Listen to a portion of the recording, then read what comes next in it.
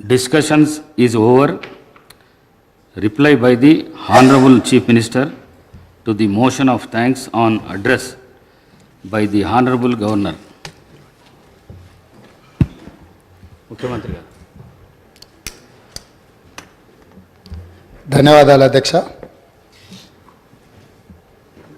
గౌరవ గవర్నర్ గారి ప్రసంగానికి ధన్యవాదాలు తెలిపే ప్రతిపాదనను ప్రతిపాదించిన శ్రీ టి రామ్మోహన్ రెడ్డి గారు, శ్రీ వివేక్ వెంకటస్వామి గారు మరియు ప్రధాన ప్రతిపక్ష పార్టీ బీఆర్ఎస్ నుంచి శ్రీ కల్వకుంట్ల తారక రామారావు గారు, భారతీయ జనతా పార్టీ తరఫున శ్రీ ఆలేటి మహేశ్వర్ రెడ్డి గారు, ఎంఐఎం పార్టీ తరఫున అక్బరుద్దీన్ ఓవైసీ గారు, భారత కమ్యూనిస్ట్ పార్టీ తరఫున కూనంనేని సాంబశివరావు గారు గవర్నర్ గారికి ధన్యవాదాలు తెలిపే ప్రసంగంలో వారి వారి అభిప్రాయాలను సభ ముందు పెట్టడం జరిగింది. ఈ అంశంలో వీరి అందరికీ నా హృదయపూర్వకంగా ధన్యవాదాలు తెలియజేస్తున్నాను. నూతనంగా ఏర్పడ్డ తెలంగాణ రాష్ట్రం 3వ శాసనసభ సమావేశాలను ఒక మంచి సాంప్రదాయంతో ఆదర్శవంతమైన పరిపాలన అందించడానికి కాంగ్రెస్ పార్టీ కట్టుబడి ఈ శాసనసభ సమావేశాలను ఏర్పాటు చేసింది. ఈ సందర్భంగా నాడు తెలంగాణ ఉద్యమంలో తెలంగాణ 4 కోట్ల ప్రజలను ఏకోన్ముఖం చేసి ఉద్యమ స్ఫూర్తిని విద్యార్థులలో, నిరుద్యోగ యువకులలో, ఉద్యమకారులలో, తెలంగాణ రాష్ట్ర సాధనలో అమరులైన కుటుంబాలకు స్ఫూర్తినిచ్చిన అందశ్రీ గారి కవిత్వంతో ప్రారంభిస్తే తెలంగాణ ప్రజలందరికీ కూడా ఈ ఉద్యమ స్ఫూర్తితో పరిపాలన అందించాలనుకున్న కాంగ్రెస్ పార్టీ విధానాలు తెలుస్తాయని భావిస్తూ ఏందిరా తెలంగాణం, ఎలా మూగబోయింది జనగానం, ఏందిరా తెలంగాణం, యముల పాలవుతుంది మాగానం, రాష్ట్రమొస్తే కుక్కలా కాపలా నుంటనంటివి, మక్కువతో పలికిన మాటలేమాయే, అధికారం వచ్చే అహంకారముతో పొంకనాలకు పోయి రంకెలేసుడు ఏంది.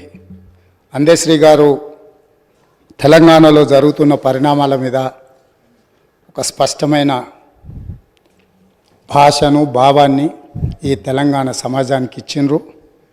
ఈరోజు శాసనసభలో వారి యొక్క ఆలోచనను ఈ శాసనసభ ద్వారా తెలంగాణ ప్రజలకు గుర్తు చేస్తూ ఈ శాసనసభలో జరుగుతున్న చర్చలు, తీసుకుంటున్న నిర్ణయాలు, ప్రజలిచ్చిన తీర్పును దృష్టిలో పెట్టుకొని మనం ఇక్కడ చర్చలకు పాల్పడడం కానీ పార్టీ నిర్ణయాలు తీసుకుంటే బాగుంటుందన్న ఆలోచనతో ఈ తెలంగాణ ప్రజలు ఇచ్చిన విలక్షణమైన తీర్పు, కుటుంబ పాలనకు వ్యతిరేకంగా ఇచ్చిన తీర్పు, ఈ కుటుంబ పాలనకు వ్యతిరేకంగా ఇచ్చిన తీర్పుతో మొన్నటి వరకు పాలకులు ఉన్న వాళ్లకు ప్రజల యొక్క ఆలోచన, ప్రజలిచ్చిన తీర్పును గౌరవించి శాసనసభ ప్రతిపక్ష నాయకుడిగా ఇతరులకు ఎవరికైనా అవకాశం వస్తుందేమో అని నేను ఆశించిన, తెలంగాణ సమాజం కూడా ఆశించింది.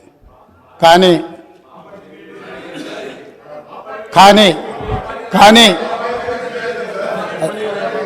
కానీ ఇవాళ శాసనసభ ప్రతిపక్ష నాయకుడిగా వాళ్ళ శాసనసభ్యులు అందరూ కలిసి ఎన్నుకున్న తర్వాత కుటుంబ పాలనకు వ్యతిరేకంగా ప్రజలు ఇచ్చిన తీర్పును గౌరవించాలన్న ఆలోచన ఆ పక్షాన లేదు.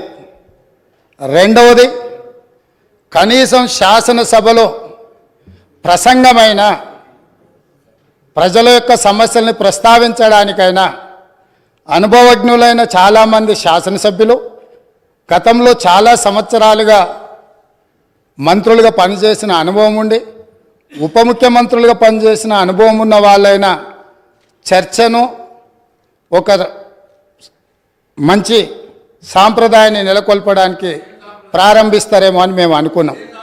అయినా కూడా తెలంగాణ ప్రజల్ని నిరాశపరిచిండ్రు. ఇక్కడ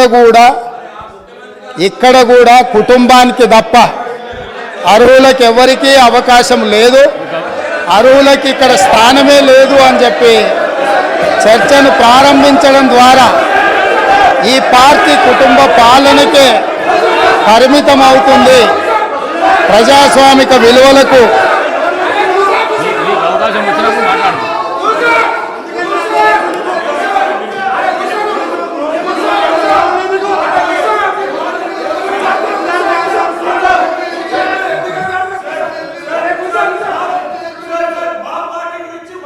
sir speaker sir speaker sir speaker sir I request honourable members, ఎందుకంటే గౌరవ ముఖ్యమంత్రి గారు జస్ట్ స్టార్ట్ చేసిండ్రు డిస్కషను.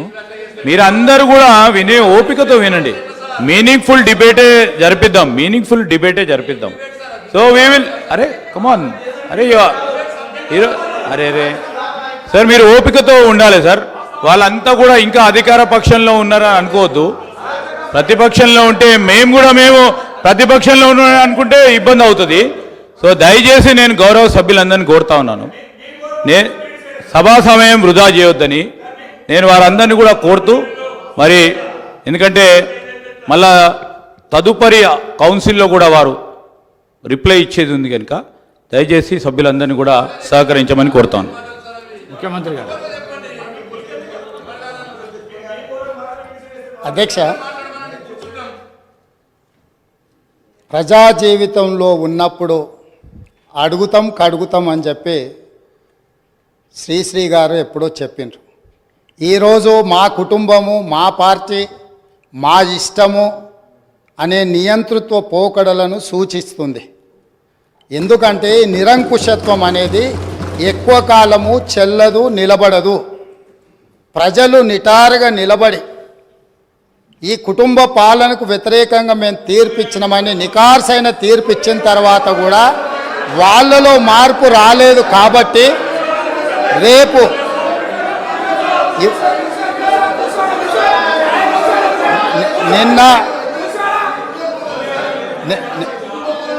నిన్న ఇక్కడున్న వాళ్ళను అక్కడికి పంపినరు. ప్రజా తీర్పును గౌరవించకపోతే అక్కడున్న వాళ్ళను అక్కడికి పంపుతారు బయటికి. కాబట్టి వాళ్ళ ఇష్టము, వాళ్ళు ఇట్లా ఉండకుంటే మంచిదని నేను అనుకుంటున్నాను. మేము ఇట్లనే ఉంటామంటే వాళ్ళని ఎక్కడికి పంపించాలనో ప్రజలకు తెలుసు. కాబట్టి నాకేం అభ్యంతరం లేదు, ఇది వాళ్ళ పార్టీ ఇష్టం.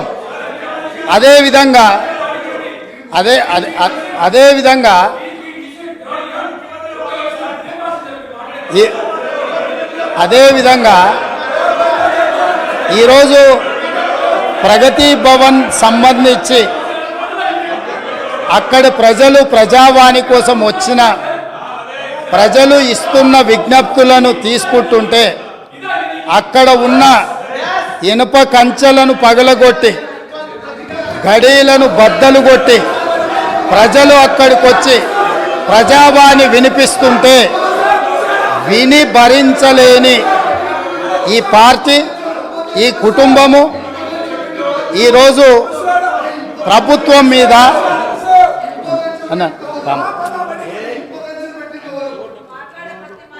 ఈరోజు ఈ ప్రజలు ఇచ్చిన తీర్పును గౌరవించే కాంగ్రెస్ పార్టీ ప్రగతి భవన్ గేట్ల ముందు ఉన్న ఇనుప కంచెలను బద్దలు కొట్టి ప్రజలకు ప్రవేశమే లేదు, తెలంగాణ ప్రజల యొక్క చెమట వాసన మేము చూడము, ఇది నిషేధిత ప్రాంతమని నిషేధించిన ఆ ప్రగతి భవన్లో ఎల్బీ స్టేడియంలో మా ప్రభుత్వం ప్రమాణ స్వీకారం చేస్తున్న 1 గంట 4 నిమిషాలకు ఆ గేట్లు బద్దలు కొట్టి తెలంగాణ 4 కోట్ల ప్రజలకు ప్రవేశం కల్పించింది మా పార్టీ, మా ప్రభుత్వం. మీకు గతాన్ని గుర్తు చేయదలుచుకున్నా. ఆనాడు హోంమంత్రి మహమూద్ అలీ గారు అక్కడికి వెళ్ళి ముఖ్యమంత్రి గారిని కలవడానికి వెళితే ఒక హోంగార్డు మీకు అనుమతి లేదు, మీకు ప్రవేశము లేదు, మిమ్మల్ని లోనికి రానివ్వము అని చెప్పి వారిని అవమానించి ఒక హోంగార్డు హోంమంత్రిని వెనక్కి తిప్పి పంపించిన చరిత్ర పుటలలో నిక్షిప్తమై ఉన్నది. ఆనాటి ఆర్థిక మంత్రి, ఆనాటి వైద్య ఆరోగ్య శాఖ మంత్రి ఈటెల రాజేందర్ గారు ముఖ్యమంత్రిని కలవడానికి అక్కడికి వెళితే అక్కడ ఉన్న పోలీసు సిబ్బంది మీకు ప్రవేశం లేదు, మిమ్మల్ని నిషేధించినము, మీకు అర్హత లేదు, మీకు ఆ స్థాయి లేదు అని చెప్పి ఈటెల రాజేందర్ గారిని ఆ ప్రగతి భవన్లకు ప్రవేశం లేదని తన సహచర మంత్రిని అవమానించి ఆ మంత్రే స్వయంగా కన్నీళ్లు పెట్టి ఈ ఆవేదనను, ఈ దుఃఖాన్ని లోపల అదిమి పెట్టుకున్న విషయాన్ని 4 కోట్ల తెలంగాణ ప్రజలకు వివరించినప్పుడు తెలంగాణ సమాజమంతా దీన్ని గమనించింది. ఇదే కాదు, ప్రజా యుద్ధ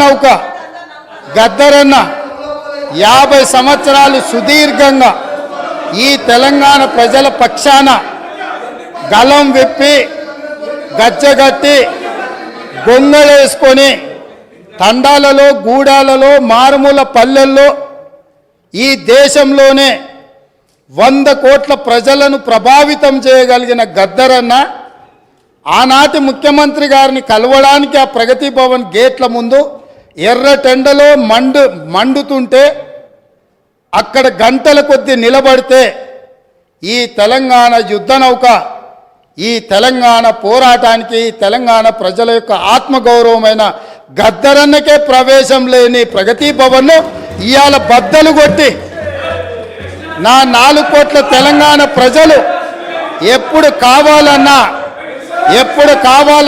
ఎక్కడికి వెళ్ళాలన్నా ఆ ప్రగతి భవన్లు గేట్లను, ఇనుప కంచెల్ని బద్దలు కొట్టిన ప్రభుత్వం మా ప్రభుత్వం, ప్రజలెన్నుకున్న ప్రభుత్వం, ప్రజా ప్రభుత్వం. కాబట్టి ఆనాడు ముఖ్యమంత్రిని కలవాలంటే మంత్రులకు ప్రవేశం లేదు. ముఖ్యమంత్రిని కలవాలంటే తెలంగాణను సాధించిన, తెలంగాణ ఉద్యమానికి ఊపిరులూదిన గద్దరన్నకు ప్రవేశం లేదు. కానీ ఈనాడు దళితులు, గిరిజనులు, బలహీన వర్గాలు, మైనారిటీలు, మహిళలు ఎవరైనా అక్కడికి వెళ్ళి మా సమస్య ఉన్నది అని అంటే ఈ ప్రభుత్వం వినడానికి సిద్ధంగా ఉన్నది అని చెప్పి ఈ తెలంగాణ ప్రజలకు స్వేచ్ఛనిచ్చిన ప్రభుత్వం, ప్రజా ప్రభుత్వం, ప్రజలెన్నుకున్న ప్రభుత్వం ఈరోజు ఇక్కడ ఉన్నది. నిజంగానే ఈ ప్రభుత్వం నియంతృత్వ పోకడలతో పోవాలి అనుకుంటే, నిర్బంధాలతో పరిపాలన సాగించాలి అని అనుకున్నుంటే ఇక్కడ అంతసేపు వాళ్ళు ఎవరు మాట్లాడినా సంవయనంతో ఇక్కడ వింటూ కూర్చుండే వాళ్ళం కాదు. ఆనాడు 2014 తెలంగాణ రాష్ట్రంలో తెలంగాణ ప్రభుత్వం ఏర్పడిన తర్వాత జరిగిన చర్చలలో మేమందరం సభ్యులుగా ఇక్కడ నిలబడి సమస్యల మీద మాట్లాడినప్పుడు మార్షల్స్ను పెట్టి గొర్రెలను ఈడ్చినట్టు ఈడ్చి బజార్లో పడేసి ప్రజాస్వామ్యాన్ని కూని ఇక్కడనే చేసిన వాళ్ళు ఇవాళ అక్కడ కూర్చున్నారు. వాళ్ళలాగా మేము కాదు. ఇదే కాదు, గవర్నర్ గారి ప్రసంగంలో ఆనాడు ప్రజలకు వాళ్ళు ఇచ్చిన హామీలు ఈ మంత్రివర్గం తీర్మానం ద్వారా గవర్నర్ గారి ప్రసంగంలో పెట్టలేదు అని, పెడితే బాగుంటుందని చర్చించడానికి నిలబడ్డ ఆనాటి నా సహచర శాసనసభ్యులు కోమటిరెడ్డి వెంకటరెడ్డి గారిని, సంపత్ కుమార్ను శాసనసభ సభ్యత్వాన్ని రద్దు చేసి నిరంకుశ నియంతృత్వ పోకడలతోని నిర్ణయాలు తీసుకున్న వాళ్ళు శాసనసభలో గవర్నర్ రంగరాజన్ గారు ఇక్కడ ఉన్నప్పుడు ఆనాటి శాసనసభ్యులు చేసిన గందరగోళంలో 10% కూడా కోమటిరెడ్డి వెంకటరెడ్డి గారు, సంపత్ కుమార్ గారు చెయ్యలే. కూర్చున్న సీట్ల నుంచి లేచి నిలబడి నిరసన తెలిపినందుకు నిరంకుశత్వంగా 2 శాసనసభ సభ్యత్వాలు రద్దు చేసిన చీకటి రోజులు ఇక్కడనే జరిగినాయి. ఈ సంఘటనలు చరిత్ర మర్చిపోదు. ఈ సంఘటన తెలంగాణ శాసనసభ చరిత్రలో శాశ్వతంగా ఉంటుంది. ఆ సంగతిని కూడా నా మిత్రులకు నేను గుర్తు చేయదలుచుకున్నా. అదేవిధంగా అధ్యక్ష, ఈరోజు ఎన్నికల సమయంలో మేము ఏమి హామీలు ఇచ్చినామో ప్రభుత్వం ఏర్పడిన మొదటి రోజే మొట్టమొదటి మంత్రివర్గ సమావేశాన్ని ఏర్పాటు చేసి 6 గ్యారంటీలకు చట్టబద్ధత మంత్రివర్గంలో కల్పించి ఈరోజు ఇదే సమస్య మేనేజ్మెంట్ కోటాలు వస్తే అధ్యక్ష ఈ ప్రాబ్లమ్స్ ఉంటాయి. మేనేజ్మెంట్ కోటాలు వస్తే ఈ ప్రాబ్లం ఉంటుంది. మంత్రివర్గంలో పాలసీలను ఆమోదించుకొని చట్టాలు చేసేది చట్టసభలో చేస్తారు. చట్టాలు మంత్రివర్గంలో చేయరు అధ్యక్ష. చట్టం ఎక్కడ జరుగుతుంది? శాసనసభలో జరుగుతుంది. కాబట్టి మంత్రివర్గంలో తీసుకున్న విధానపరమైన నిర్ణయాలను చట్టబద్ధత కల్పించి చట్టం చేసేదే ఈ శాసనసభ. అందుకే రాబోయే పని దినాలలో మేమిచ్చిన 6 గ్యారంటీలను ఏ రకంగా చట్టం చేయాలనో ఈ సభలోనే చట్టాన్ని ప్రవేశపెట్టి మేమే 4 గోడల మధ్యలో నా మంత్రివర్గమే కాదు ప్రతిపక్షంలో ఉన్న వాళ్ళను మా సహచర పక్షంగా ఉన్న సిపిఐని సమస్యలను పరిష్కరించడంలో సహకరించే ఎంఐఎం సూచనలు కూడా తీసుకొని పరిపాలన నిర్ణయాలను ఏ విధంగా చేయాలనో చట్టబద్ధత కల్పించే చట్టాన్ని ఈ సభ ద్వారా చేస్తాము. ఇందులో ఉన్న తేడాను మేనేజ్మెంట్ కోటాలో వచ్చిన వాళ్ళు గమనించాల్సిందిగా నేను కోరుకుంటున్నాను అధ్యక్ష.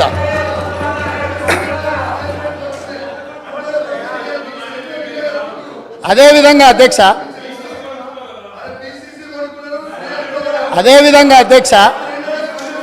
ఈరోజు 9.5 సంవత్సరాలు ఉద్యమాలు చేసినాము, ఉద్యమాల నుంచి వచ్చి ప్రభుత్వాన్ని నడిపినామని మాట్లాడిండ్రు కదా.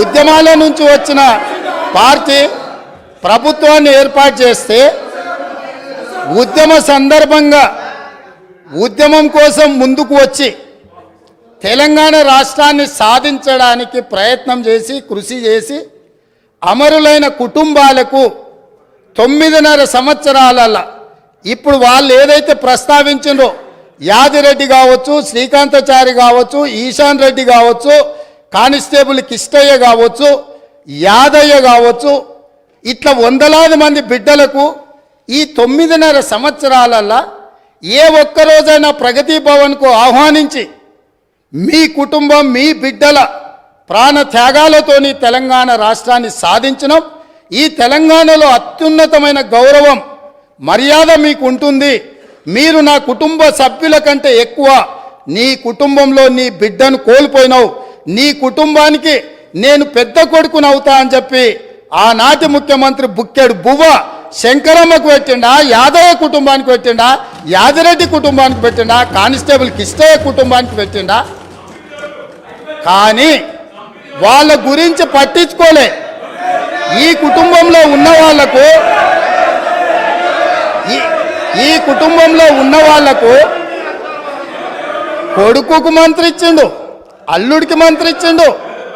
కన్న కూతురు ఓడిపోతే ప్రజలు తిరస్కరిస్తే ఎంబడే శాసన మండలి పదవి ఇచ్చిండు.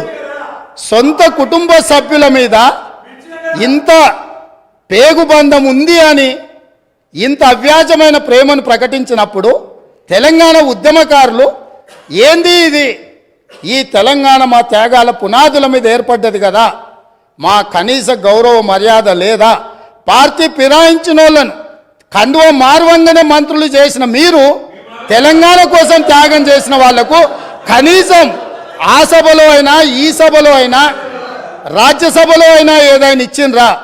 కరోనా సమయంలో బ్లాక్ మార్కెట్లో కరోనా మందు 2,000 రూపాయల దాన్ని 50,000కు అమ్ముకొని 424 కోట్లు నల్లధనం ఒకే దగ్గర దొరికిన వాళ్ళకు రాజ్యసభ అమ్ముకున్న చరిత్ర మీది.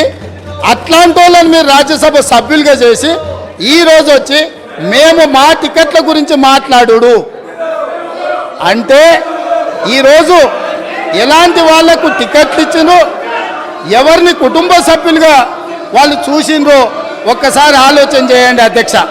అదేవిధంగా అధ్యక్ష, ఆనాడు నళిని అనే ఒక తెలంగాణ ఉద్యమకారురాలు డిఎస్పిగా ఉండి తెలంగాణ రాష్ట్ర సాధన కోసం డిఎస్పి పదవికి డిఎస్పి ఉద్యోగానికి రాజీనామా చేసింది.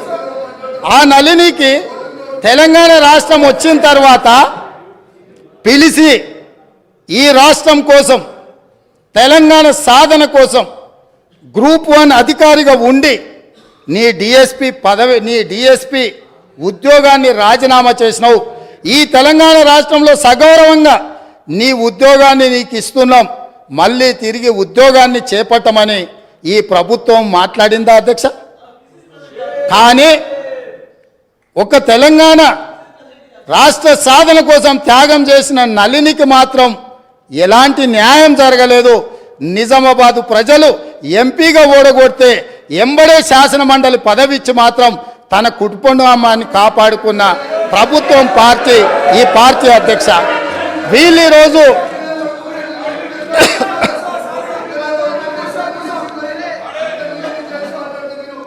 అదేవిధంగా అధ్యక్ష ఆ విషయాన్ని పక్కన పెడితే తెలంగాణ ఉద్యమంలో లక్షలాది మంది విద్యార్థులు ఉద్యమకారులు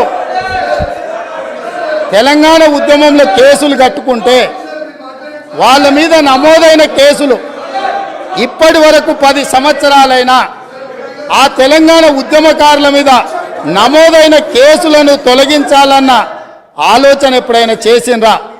నేను ఈరోజు మీ ద్వారా అడగదలుచుకున్నా, ఈరోజు మీ ద్వారా తెలంగాణ ప్రజలకు నేను చెప్పదలుచుకున్నా, జూన్ 2, 2014 నాటికి తెలంగాణ రాష్ట్రం ఏర్పడే రోజుకు గౌరవనీయులైన మాజీ ముఖ్యమంత్రి వర్యులు కల్వకుంట్ల చంద్రశేఖరరావు గారు వారి కుటుంబ సభ్యుల మీద ఉన్న ఉద్యమ కేసు ఎన్ని? తెలంగాణలో లక్షలాది మంది విద్యార్థులు, నిరుద్యోగ యువకులు, ఉద్యమకారుల మీద ఉన్న కేసులు ఎన్ని? ఈ తెలంగాణ రాష్ట్రం ఏర్పడ్డ తర్వాత, వాళ్ళ ప్రభుత్వం ఏర్పడ్డ తర్వాత వాళ్ళ మీద తీసిన కేసులన్నీ, తీసుకున్న ప్రత్యేక కార్యాచరణ ఏంది? తెలంగాణ బిడ్డల మీద ఉన్న ఉద్యమ కేసులను తొలగించినవన్నీ, వాటి మీద ఎప్పుడైనా ఆనాటి ముఖ్యమంత్రి గారు సమీక్ష చేసి ఈ కేసులు వాళ్ళ మీద ఉంటే భవిష్యత్తులో వాళ్ళ ఉద్యోగాలకు ఇబ్బంది అవుతుంది, లేదా తెలంగాణ రాష్ట్ర సాధనలో వాళ్ళ మీద పెట్టిన కేసులను తొలగించాలని ఏ రోజైనా ఈ రాష్ట్ర ముఖ్యమంత్రి గారు సమీక్షించి ఈ శాసనసభలో చర్చించి అవసరమైతే ఈ శాసనసభ ఏకగ్రీవంగా నిర్ణయం చేసినుంటే ఏ విధంగా ముందుకు వెళ్తుండేనో ఇవాళ మనం చెప్పుండే వాళ్ళం అధ్యక్ష. అందుకే అధ్యక్ష, వాట్ ఈస్ ద అధ్యక్ష, ఐఎమ్ నాట్ ఈల్డింగ్ అధ్యక్ష. అయితే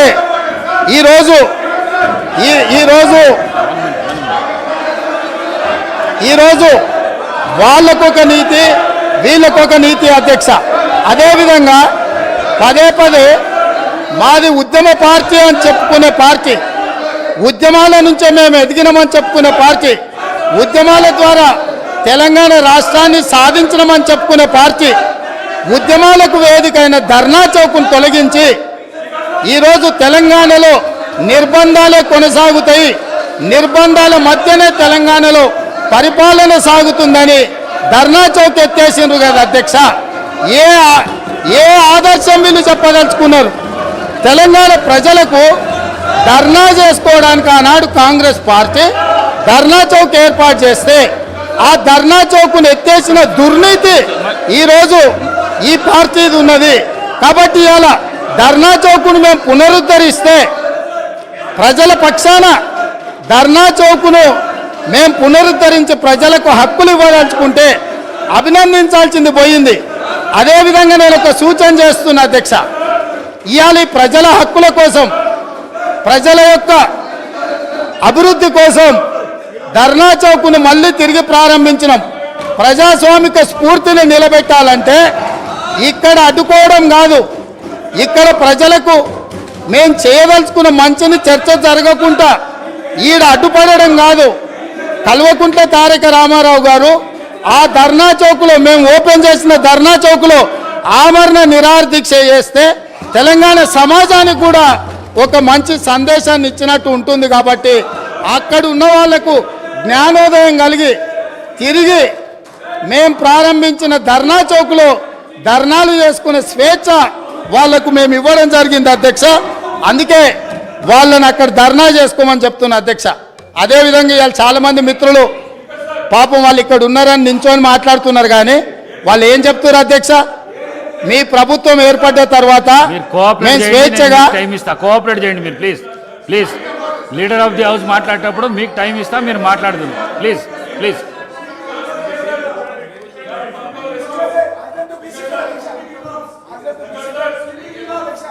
స్పీకర్ సార్, చాలామంది సభ్యులు కొత్తగా ఎన్నికైన వాళ్ళు కలిసి అన్న ఈ ప్రభుత్వం వచ్చిన తర్వాత ఫలితాలు వచ్చిన తర్వాత మాకు స్వేచ్ఛ వచ్చింది, మేము స్వేచ్ఛగా మా ఫోన్లలో మాట్లాడుకోగలుగుతున్నాము. అంతకుముందు ప్రభుత్వంలో ఉన్న ఫేస్ టైంలోనో ఇతర ఇతర ఇతర యాప్స్లలో మేము మాట్లాడుకునే పరిస్థితి ఉంది. ఇవాళ మాకు స్వేచ్ఛ వచ్చిందని చెప్తున్నారు. సో వాళ్ళు ఈ విషయాలన్నిటిని కూడా పరిగణలోకి తీసుకుంటే వాళ్ళకు ఏం జరిగిందో, మార్పు వచ్చింది ఏందో కూడా వాళ్ళకు అర్థమవుతుంది అధ్యక్ష. అదేవిధంగా అధ్యక్ష,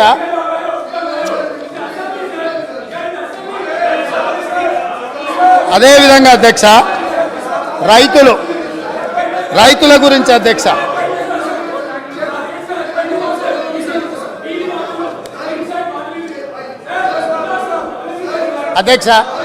పదే పదే రాష్ట్ర ప్రభుత్వము రైతు ప్రభుత్వము రైతును రాజును చేసినామని మాట్లాడుతుంటుంది అధ్యక్ష. నేను కొన్ని వాస్తవిక విషయాలు ఈరోజు నేను మీ ముందుకు తీసుకురాదలుచుకున్నాను అధ్యక్ష. రాష్ట్రంలో రైతుల ఆదాయం పెరిగింది, రైతుల ఆత్మహత్యలు తగ్గినాయి, రైతుల వలసలు తగ్గినాయి, రైతులు పండించిన పంటకు గిట్టుబాటు ధర ఇస్తున్నాము, సాగునీటి ప్రాజెక్టులు నిర్మించడం ద్వారా 1 కోటి ఎకరాలకు నీళ్ళు ఇచ్చినామని పదే పదే ఆనాటి ప్రభుత్వం ఈనాటి వరకు ఒకే అంశాన్ని పదే పదే ప్రస్తావిస్తున్నారు అధ్యక్ష. నేను కొన్ని వాస్తవ విషయాలను ఈరోజు మీ ముందు పెట్టదలుచుకున్నాను అధ్యక్ష. ఈరోజు దేశంలో ఉన్న రాష్ట్రాలలో రైతుల యొక్క ఆదాయం గురించి మనం చర్చించినప్పుడు తెలంగాణ రాష్ట్రము ఈ దేశంలో ఉన్న రాష్ట్రాలలో రైతు ఆదాయంలో 25వ స్థానంలో ఉంది. ఇది నేను చెప్పడం లేదు అధ్యక్ష. రాజ్యసభలో కేంద్ర ప్రభుత్వము ఒక ప్రశ్నకు సమాధానం ఇస్తూ రైతుల యొక్క ఆదాయాన్ని లెక్కించినప్పుడు తెలంగాణ రాష్ట్రంలో ఉండే రైతు యొక్క ఆదాయము 9,403 రూపాయలు. అంటే ఇది మొత్తం దేశంలో ఉన్న అన్ని రాష్ట్రాలలో 25వ స్థానం. అత్యధికంగా రైతు ఆదాయం ఉన్న రాష్ట్రం ఏదో తెలుసా అధ్యక్ష? మేఘాలయ 29,348 రూపాయలు. అంటే రైతు ఆదాయంలో 25వ స్థానంలో ఉన్న తెలంగాణ రాష్ట్రము ఆనాటి పాలకులు ఈ రాష్ట్రంలో రైతులు బాగున్నారు, బాగుపడ్డారు అని ఏ రకంగా చెప్తారో ఈరోజు వాళ్ళకి చెప్పాల్సిన సమాధానము వాళ్ళు ప్రజలకు చెప్పాల్సిన అవసరం ఉన్నది అధ్యక్ష. అదేవిధంగా అధ్యక్ష, రైతులు ఎన్సీఆర్బి లెక్కల ప్రకారము దేశంలోనే మొదటి స్థానము లేదా 2వ స్థానంలో ఈ 10 సంవత్సరాలు రైతు ఆత్మహత్యలల్లో ఎప్పటికప్పుడు మొదటి 2 స్థానాలలోనే తెలంగాణ రాష్ట్రం ఉంది. 8,000 చిల్లర రైతులు ఆత్మహత్యలు చేసుకున్నారని ఎన్సీఆర్బి లెక్కలు చెప్తున్నాయి అధ్యక్ష. రాష్ట్ర ప్రభుత్వమే రైతు బీమా పథకం తెచ్చినాము అని గొప్పగా చెప్పుకున్నారు అధ్యక్ష. రైతు బీమా పథకంలో సార్ నేను చెప్పకముందే ఎందుకు లేస్తున్నారు సార్ వాళ్ళు? ఎందుకా ఉలికిపాటు? రాష్ట్ర ప్రభుత్వం తీసుకొచ్చిన రైతు బీమా పథకానికి సంబంధించిన నివేదిక 2018 ఆగస్టు నెలలో ప్రారంభించిన రైతు బీమా పథకంలో అర్హులు ఎవరో తెలుసా అధ్యక్ష? 18 సంవత్సరాలు నిండిన వాళ్ళు, 60 సంవత్సరాల లోపట ఉన్నవాళ్ళు. ఎంతమంది రైతులు చచ్చిపోయినారో తెలుసా అధ్యక్ష? వీళ్ళ లెక్కల ప్రకారము నెంబర్ ఆఫ్ క్లెయిమ్స్ వచ్చేసి, నెంబర్ ఆఫ్ డెత్స్ వచ్చేసి 1,21,965. ఇప్పటి వరకు వాళ్ళకు వచ్చింది 1,19,081. అంటే 2018 నుంచి 2023 ఆగస్టు నెల వరకు 1,21,000 మంది రైతులు చచ్చిపోయినరు. ఏ వయసు ఉన్న వాళ్ళు, 18 సంవత్సరాలు పైబడిన వాళ్ళు, 60 సంవత్సరాల లోపల ఉన్నవాళ్ళు. అంటే ఇవి ప్రభుత్వం చేసిన హత్యలు కాదా అని నేను అడుగుతున్నా అధ్యక్ష. ఇదా రైతు ప్రభుత్వం? 8,000 పైచలకు రైతు ఆత్మహత్యలు జరిగినాయి అని ఎన్సీఆర్బి నివేదిక.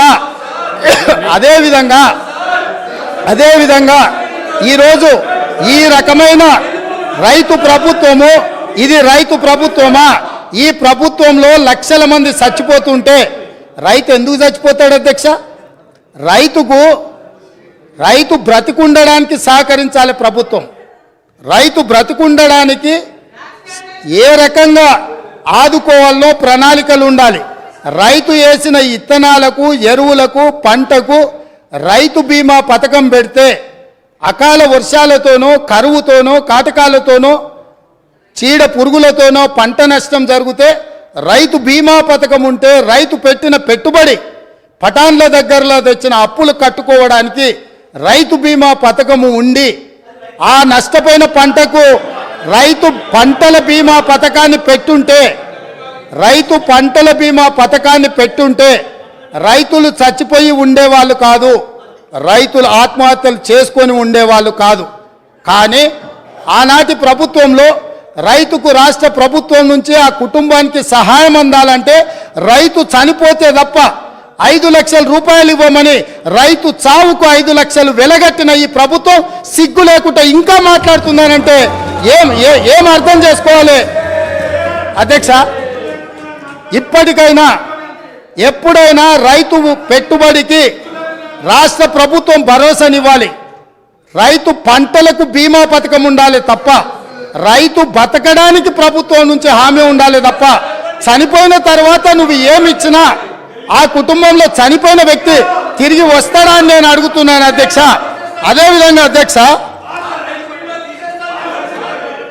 అదేవిధంగా అధ్యక్ష వీళ్ళు ఏదైతే వరి ఈరోజు తెలంగాణ రాష్ట్రంలో ఇవాళ పసుపు పోయింది, చెరుకు పోయింది, కందులు పోయినాయి, మిరప పోయింది, పత్తి పోయింది, ఇట్లా ప్రత్యామ్నాయంగా సోయాబీన్ పోయింది. కమర్షియల్ క్రాప్లని ఈ తెలంగాణ రాష్ట్రము భూమి యొక్క నైసర్గిక స్వరూపము, ఎన్నో రకాల ప్రత్యామ్నాయ పంటలు పండించడానికి సారవంతమైన భూములు ఉన్నాయి. ఈ సారవంతమైన భూములలో వివిధ రకాల పంటలు పండించడానికి అవకాశం ఉన్నా ప్రభుత్వ సహకారం లేకపోవడం వల్ల, ప్రభుత్వం నిర్లక్ష్యం చేయడం వల్ల ఇవాళ చెరుకు పోయింది, సోయాబీన్ పోయింది, మొక్కజొన్న పోయింది, పసుపు పోయింది. ఇట్లాంటి పంటలన్నీ పోయి ఓన్లీ వరి పండించే పరిస్థితి వచ్చింది. వరి పండిస్తే ఒకనాడు కేసీఆర్ గొప్పగా వరి పంట అద్భుతం అన్నాడు. చివరికి ఒడ్లు కొనుగోలు చేయక, కొనుగోలు కేంద్రాలు తెరవక, కల్లాల మీద కుప్పలలో రైతులు చచ్చిపోతుంటే రైతులను ఆదుకోమని ప్రతిపక్షాలుగా మేమందరం, ముఖ్యంగా మా మిత్రుడు కోమటిరెడ్డి వెంకటరెడ్డి గారు, మేము కాంగ్రెస్ పార్టీ శ్రేణులందరూ కల్లాల్లోకి కాంగ్రెస్ అని వరి దీక్ష అని రైతులను ఆదుకోమని ప్రభుత్వం మీద ఒత్తిడి తీసుకొచ్చి దీక్షలు తీసి ఈ ప్రభుత్వం మెడలు వంచడానికి ప్రయత్నం చేసినప్పుడు ముఖ్యమంత్రి గారు ఆనాడు ఏమన్నారు? వరి వేసుకుంటే ఉరేసుకున్నట్టే, మీరు వరేయొద్దు అన్నాడు. నేను అడుగుతున్న అధ్యక్ష మీ ద్వారా ఈరోజు అక్కడ కూర్చున్న వాళ్ళను, ఆనాడు చెరుకు కానీ, పత్తి కానీ, మిర్చి కానీ, సోయాబీన్ కానీ, పసుపు కానీ, కందులు కానీ, మినుములు కానీ పండించకుండా, ఆ రైతులకు సహకారం అందించకుండా, ఆ రైతులను అందరినీ వరి పండించడానికి మళ్ళించి వరి పండించినప్పుడు ఊరేస్తే ఊరేసుకున్నట్టే అని చెప్పిన ఈ ప్రభుత్వం, ఈ పార్టీ, ఈ నాయకుడు రైతులందరినీ ఒరేసుకోవద్దని చెప్పి ఈ ప్రబుద్ధుడు మాత్రం ఫామ్ హౌస్లో 150 ఎకరాలలో వరి పండించింది అధ్యక్ష. ఆ వివరాలు అన్నిటిని బయటపెట్టి అక్కడికి ప్రత్యక్షంగా ప్రజలకు చూపించడానికి పోతే పోలీసులను పెట్టి నిర్బంధించి అరెస్టులు చేసింది అధ్యక్ష. అది వాళ్ళ నిర్బంధ నిరంకుశ పాలన. వాళ్ళు రైతులందరినీ వరి వేసుకోవద్దు, వరి వేసుకుంటే ఉరేసుకున్నట్టు అని చెప్పి వాళ్ళ ఫామ్ హౌస్లో మాత్రం 150 ఎకరాలలో వరి పండించడం ద్వారా ఈ తెలంగాణ రైతాంగానికి ప్రభుత్వం ఏ సందేశాన్ని ఇవ్వదలుచుకున్నది? ఈరోజు ఏ మొహం పెట్టుకొని ఇక్కడికి వచ్చి మా కొత్తగా వచ్చిన ప్రభుత్వాన్ని ఏమీ చేయలేదని అప్పుడే నిలదీస్తున్నారో మీరు ఒక్కసారి ఆలోచన చేయండి అధ్యక్ష. అదేవిధంగా అధ్యక్ష, ఈరోజు కేంద్ర ప్రభుత్వం ఆనాటి ధరలు కనీస మద్దతు ధర వరికి 1960 రూపాయలు ఉన్నప్పుడు రైతుల నుంచి దళారులు కావచ్చు, మిల్లర్లు కావచ్చు, లేకపోతే ప్రభుత్వంలో ఉన్న పెద్దల యొక్క కుమ్ముక్కుతోటి 1400కు 1500కే క్వింటాల్ కొంటున్నప్పుడు ఎసెన్షియల్ కమాడిటీ యాక్ట్ కింద పీడీ యాక్ట్ పెట్టి బొక్కలేయాల్సిన దళారులను వాళ్ళు అంటగాగి 1400కు 1500కు వరి అమ్ముకుంటున్న రైతులు ఆత్మహత్యలు చేసుకుంటుంటే ఈ ప్రభుత్వం ఆనాడు వీళ్ళు ఏం చేసిందో మీరు ఆలోచన చేయండి అధ్యక్ష. ఇదే కాదు, తడి పేరు మీద, తాలు పేరు మీద క్వింటాల్కు 10 కిలోలు తుట్టి తీసి రైతులను దోసుకుంటుంటే, అహర్నిశలు అహోరాత్రులు కష్టపడ్డ రైతు పండించిన వరిని దోపిడీ చేస్తుంటే, తుట్టి పేరు మీద, తాలు పేరు మీద తీస్తుంటే, ఒక్కరోజైనా ఈ ప్రభుత్వం ఆ రైతులకు జరుగుతున్న అన్యాయం మీద ఈ మంత్రులు ఎవరైనా క్షేత్రస్థాయిలో పర్యటన చేసి ఈ విధంగా దోపిడీ చేస్తున్న వాళ్ళని నిలదీయడానికి ప్రయత్నం చేసిందా అని నేను అడుగుతున్న అధ్యక్ష మీ ద్వారా. ఇదే కాదు, ఇవాళ నేను సూటిగా సవాలు విసురుతున్న ఈ ప్రతిపక్షానికి, పేద రైతులు పండించిన పంటకు 1960 రూపాయల కనీస మద్దతు ధర రాలేదు.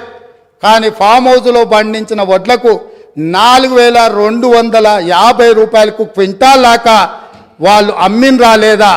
అక్కడ ఫామ్ హౌస్లో పండించిన వడ్లు బంగారమా? ఇవాళ ఎవరిచ్చిందో లెక్కలు చెప్తా, చెప్పమంటే ఆ పేరు కూడా చెప్తా. ఎవరిచ్చిందో, వాళ్ళకి చేరిన లబ్ధి ఏందో మీరు విచారణకు సిద్ధంగా ఉంటే ఇవాళ నేను విచారణకు ఆదేశిస్తా అధ్యక్ష. మీరు ఫామ్ హౌస్లో పండించిన వడ్లు 4250 రూపాయలకు ప్రైవేటు కంపెనీల మెడ మీద కత్తి పెట్టి మీరు మీ వడ్లు తౌడులాగా పండించిన వడ్లకేమో 4250 రూపాయలు గిట్టుబాటు ధరిస్తారా? ఇవాళ నా తెలంగాణ రైతాంగం కష్టపడి పండించిన పంటకు 1400, 1500 రూపాయలు ఇస్తారా? ఇదేనా మీరు రైతులకు ఇచ్చే సందేశం అని నేను అడుగుతున్నా. ఇదేనా మీరు రైతులను ఆదుకున్నది? ఇది ఇందుకేనా మీరు రైతులను రాజు చేసామని చెప్తున్నారని నేను అడుగుతున్నా అధ్యక్ష. అదేవిధంగా అధ్యక్ష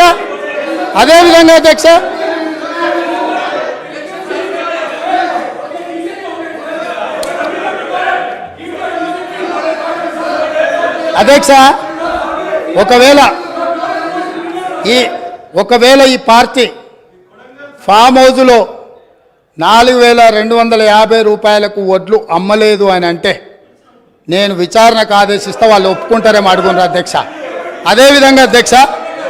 అదేవిధంగా అధ్యక్ష, విద్యుత్తు వినియోగం గురించి దేశంలోనే తెలంగాణ మొదటి స్థానాన్ని సాధించిందని పదే ప్రభుత్వం గొప్పలు చెప్పుకుంటుంది అధ్యక్ష. చెవిటోడు అయినా వినటోనికి ఇంతనైనా ఉండాలని చెవులు వేసుకొని వాళ్ళు చెప్పొచ్చు. విద్యుత్తు తలసరి వినియోగంలో తెలంగాణకు మొదటి స్థానం లేదు అధ్యక్ష. పచ్చ అబద్ధాలు చెప్పి బ్రతకాలని చూస్తున్నారు. అబద్ధాల పునాదుల మీద ఏర్పడ్డ పార్టీ, అబద్ధాల పునాదుల మీద అధికారంలోకి వచ్చిన పార్టీ, అబద్ధాల పునాదుల మీదనే పరిపాలన సాగించిన పార్టీ ఈరోజు ప్రతిపక్షంలో కూడా మళ్ళీ అబద్ధాలనే నమ్ముకొని అబద్ధాలనే ప్రాతిపదికన ఇంకా ప్రజల్ని మభ్యపెట్టాలని ప్రయత్నం చేస్తున్నారు అధ్యక్ష. వాస్తవంగా కేంద్ర విద్యుత్ శాఖ ఆధ్వర్యంలోని సెంట్రల్ ఎలక్ట్రిసిటీ అథారిటీ వార్షిక నివేదిక 2023 ప్రకారము తెలంగాణ రాష్ట్రం విద్యుత్తు తలసరి వినియోగంలో 10వ స్థానంలో ఉంది అధ్యక్ష. మొదటి స్థానానికి 10వ స్థానానికి ఎంత తేడా ఉంది అధ్యక్ష? ఇవాళ రాష్ట్రాలే కాదు, యూనియన్ టెరిటరీస్ కూడా ఒకవేళ చెప్పమంటే నేను చెప్తా అధ్యక్ష. మొట్టమొదటి దాద్రా అండ్ నగరీ హవేలీ 12,250 యూనిట్లతో మొదటి స్థానంలో ఉంటే, డయ్యూ డామన్ 5,914 యూనిట్ల రెండవ స్థానంలో ఉంది అధ్యక్ష. రాష్ట్రాలను తీసుకుంటే గోవా, పంజాబ్, ఒడిశా, గుజరాత్, ఛత్తీస్గఢ్, హర్యానా, పుదుచ్చేరి తర్వాత తెలంగాణ రాష్ట్రం ఉంది అధ్యక్ష. తలసరి విద్యుత్ వినియోగంలో తెలంగాణ రాష్ట్రం మొదటి స్థానంలో లేదు, వాళ్ళు అబద్ధాలు చెప్పినట్టుగా. తలసరి విద్యుత్ వినియోగంలో 10వ స్థానంలో ఉంది. ఇప్పటికైనా అబద్ధాలు చెప్పడం మానాల్సిందిగా ఆ పక్ష సభ్యులకు చెప్తున్నా అధ్యక్ష. అదేవిధంగా అధ్యక్ష, ఈరోజు మేము నీళ్ళు ఇచ్చాం అని చెప్పుకుంటున్నారు అధ్యక్ష. 1,000 ఎకరాలకు నీళ్ళు ఇస్తే కాళ్ళ ద్వారా నీళ్లు బారితే ఎక్కడైనా పంపు సెట్లు పెరుగుతాయి అధ్యక్ష? మీరు చెప్పండి. కాలువల ద్వారా మన పొలాలకి నీళ్లు ఒకవేళ రాష్ట్ర ప్రభుత్వం అందించి ఉంటే, కాలువల ద్వారా ప్రతి ఎకరాకు 1 కోటి ఎకరాలకు నీళ్లు వచ్చి ఉంటే, తెలంగాణ రాష్ట్రం ఏర్పడ్డప్పుడు దాదాపుగా వారి లెక్కల ప్రకారం 19 లక్షల పంపు సెట్లతో తెలంగాణ రాష్ట్రం ఏర్పడితే ఇవాళ 29 లక్షల పంపు సెట్లకు తెలంగాణ పెరిగిందంటే కాలువల ద్వారా నీళ్ళు ఇచ్చినము, లక్షల కోట్ల రూపాయల ఖర్చు పెట్టినము, కాళేశ్వరంతో 1 కోటి ఎకరాలకు నీళ్ళు ఇచ్చినామని చెప్పి వాళ్ళు చెబుతున్న కల్పిస్తున్న ప్రచారము శుద్ధ అబద్ధమన్న సంగతి మీ ద్వారా ఈరోజు తెలంగాణ ప్రజలకు చెప్పదలుచుకున్న అధ్యక్ష. నిజంగానే మీరు ఎక్కడి నుంచి అయితే వచ్చిరో, నేను ఎక్కడి నుంచి అయితే వచ్చినో, మన కొడంగల్, తాండూరు, వికారాబాద్, పరిగి, చేవెళ్ళ వరకు ప్రాణహిత చేవెళ్ళ ప్రాజెక్టు పూర్తి చేసి 10 సంవత్సరాలలో మన ప్రాంతానికి చివరి ఎకరాకు నీళ్ళు ఇచ్చుంటే బోరు మోటార్ల మీద, కాలిపోయే మోటార్ల మీద, పేలిపోయే ట్రాన్స్ఫార్మర్ల మీద, ఈ ప్రభుత్వం చెప్పే అబద్ధాల మీద మన ప్రాంత రైతులు బ్రతకాల్సిన అవసరం ఉండేనా అధ్యక్ష? ఆనాడు కృష్ణానది జలాలు, గోదావరి జలాల మీద చర్చ జరిగినప్పుడల్లా ఉమ్మడి రాష్ట్రంలో సమైక్య పాలనలో తెలంగాణ రాష్ట్రానికి వివక్ష సాగుతుంది, నా ప్రాంతం మీద దాడి జరుగుతుంది, నా ప్రాంతానికి రావాల్సిన నీళ్లు రావడం లేదు, మా నీళ్లు మాకు కావాలి అని ఆనాడు తెలంగాణ ప్రజలందరూ కొట్లాడినరు. ఆనాడు కారణం ఉంది కొట్లాడడానికి. ఎందుకంటే పాలకులు మనవాళ్ళు కాదు, వడ్డించేవాడు మనవాడు కాదు, వివక్ష చూపించి ఉండొచ్చు, మనకు అన్యాయం జరిగి ఉండొచ్చు అధ్యక్ష. ఆనాడు పోరాటం జరిగి ఉండొచ్చు. ఈరోజు నేను అడుగుతున్న జూన్ 2, 2014 నుంచి ఈనాటి వరకు తెలంగాణ రాష్ట్రానికి ముఖ్యమంత్రి ఉన్న వ్యక్తి ఈ తెలంగాణ బిడ్డ కాదా? ఈ వివక్ష ఎందుకు నా వికారాబాద్, నా కొడంగల్, నా చేవెళ్ళ, నా ప్రాంతం ఆనాడు నిర్మించి 10,000 కోట్ల రూపాయలు ఖర్చు పెట్టిన ప్రాణహిత చెవెళ్ళ ఎందుకు ఎగిరిపోయింది? ఇయాలటికి అదే ఎడారిగా ఈ కృష్ణానది జలాలు అందక ఎందుకు మనము వలసలు పోతున్నాము? ఈ వివక్ష కారణం వీళ్ళు కాదా అధ్యక్ష? లక్షల కోట్ల రూపాయలు ఖర్చు పెట్టి ఇవాళ తెలంగాణలో ఎవరి పాడైందరో ఈ తెలంగాణని పాడుకునే పరిస్థితి ఎందుకు వచ్చింది అధ్యక్ష? 10 సంవత్సరాల నాడు వివక్షతోటి ప్రాజెక్టులు పూర్తి కావడం లేదు. కల్వకుర్తి, భీమా, కోయిల్పాడు, నెట్టన్ సాగర్, ప్రాణహిత చేవెళ్ళ నుంచి మొదలు పెడితే దేవాదుల, శ్రీరామ్ సాగర్, ఇందిరా సాగర్, శ్రీరామ్ సాగర్లో కూడా వివక్ష జరిగిందని ఆనాడు సాగునీటి ప్రాజెక్టుల మీద మాట్లాడుకున్న మనం ఈ 10 సంవత్సరాలల్లా ఈ ప్రాజెక్టులు 100% పూర్తి ఎందుకు కాలేదు? ప్రాణహిత చేవెళ్ళ ప్రాంతానికి నీళ్ళు ఎందుకు రాలేదని మీ ద్వారా వాళ్ళని నిలదీస్తున్న అధ్యక్ష. ఎందుకు నా పాలమూరు రంగారెడ్డి ఎత్తిపోతల పథకం వివక్షకు లోనైంది? ఎందుకు ఇవాళకి నా పాలమూరు ఎడారిగా మారింది? ఎందుకు ఇవాళకి నా పాలమూరు నుంచి వలసలు పోతూనే ఉన్నాయి, వలసలు వెళ్ళే బస్సులు అక్కడే ఉన్నాయి? ఆ పాలమూరు బిడ్డలు కరీంనగర్ నుంచి పారిపోయి ఈ ప్రాంతానికి వలస వస్తే గుండెల్లో పెట్టి చూసుకొని భుజాల మీద మోసి పార్లమెంటుకు మేము పంపిస్తే, పాలమూరులో ఊరు లేకపోయినా, పార్లమెంటులో నోరు లేకపోయినా మేము ఎంపీగా గెలిపించి మిమ్మల్ని పంపిస్తే, మీరు రాష్ట్రం వచ్చినాక ముఖ్యమంత్రి అయినాక 100% గుండెల్లో పెట్టి చూసుకోవాల్సిన బాధ్యత ఆనాటి ముఖ్యమంత్రి గారికి లేకుండేనా? మా పాలమూరు బిడ్డలు చేసిన నేరమేంది? నీకు ఓట్లేసి ఎంపీగా గెలిపించడమేనా? నిన్ను నమ్మి ఆర్జీఎస్ ప్రాజెక్టు ఈ రోజుకు ఇప్పటికీ పూర్తి కాలేదు. ఎందుకు ఇప్పటికీ అలంపూరు ప్రాంతంలో మీరు టెంకాయలు కొట్టిన ప్రాజెక్టులు పూర్తి కాలేదని నేను అడుగుతున్నా అధ్యక్ష. ఎందుకు ఈ వివక్ష అని నేను అడుగుతున్నా. మేము ఎంపీగా గెలిపించకపోయిన ఉంటే, ఆ పాలమూరు జిల్లా ప్రజలు నీకు ఓటు వేయకపోయినుంటే నీ రాజకీయ భవిష్యత్తు ఎక్కడుండేది? ఇవాళను గొప్పలు చెప్పుకునే ఈ అవకాశం ఎక్కడుండేదని నేను అడుగుతున్నా అధ్యక్ష. అందుకే ఈరోజు పాలమూరు రంగారెడ్డి ఎత్తిపోతల పథకాన్ని జాతీయ ప్రాజెక్టుగా సాధించలేదు, రాష్ట్ర నిధులతో పూర్తి చేయలేదు. అందుకే ఈరోజు ప్రతిపక్షంలో ఉన్న మీకు మొట్టమొదట పాలమూరు జిల్లా ప్రజలు క్షమాపణ చెప్పి ఈ సభలో ప్రసంగాన్ని ప్రారంభించనుంటే నిజంగానే పాలమూరు ప్రజలు మిమ్మల్ని క్షమించి ఉండేవాళ్ళం. 2009-10లో కృష్ణానది ఉప్పొంగినప్పుడు, వరదలు వచ్చినప్పుడు, అలంపూరు ప్రాంతంలో కొట్టుకుపోయినప్పుడు అలంపూరు ప్రాంత ప్రజలకు మహబూబ్ నగర్ ఎంపీగా శాసనసభ ప్రతిపక్ష నాయకుడు కల్వకుంట్ల చంద్రశేఖరరావు గారు ఒక మాట ఇచ్చిండ్రు. ఈ ప్రాంతం నిండా మునిగిపోయింది, మీ ఇండ్లన్నీ కొట్టుకుపోయినాయి, మీకు ప్రభుత్వం ఇండ్లు ఇప్పించకపోతే బంజారాహిల్స్ నందినగర్లో ఉన్న నా ఇల్లు అమ్మి మీకు ఇల్లు కట్టిస్తా అన్నాడు. మేము ఆయన ఇల్లు నమ్మి కట్టించమని మేము అడుగుతలేము అధ్యక్ష. కానీ ప్రభుత్వం వచ్చిన 10 ఏళ్లలో నువ్వు కట్టిస్తాన్న 2 బెడ్రూమ్ ఇండ్లు ఆ అలంపూరు ప్రాంతంలో మునిగిపోయిన పేదలకు కట్టించి ఉంటే ఈరోజు నీకు ఇక్కడ నిలబడి మాట్లాడే అధికారము అవకాశం ఉంటుండే. ఇవాళ అలంపూర్ ప్రాంతంలో కనీసం ఆ ఇండ్లైనా కట్టించని పరిస్థితి ఈరోజు దాపరించింది. అదేవిధంగా మా పొన్నం ప్రభాకర్ గారు తెలుసు, మిడ్మానేరు ముంపు బాధితులకు కొన్ని సంవత్సరాలుగా వాళ్ళు పోరాటం చేస్తున్నారు, ఆరాట పడుతున్నారు. ఈ రాష్ట్రానికి ముఖ్యమంత్రి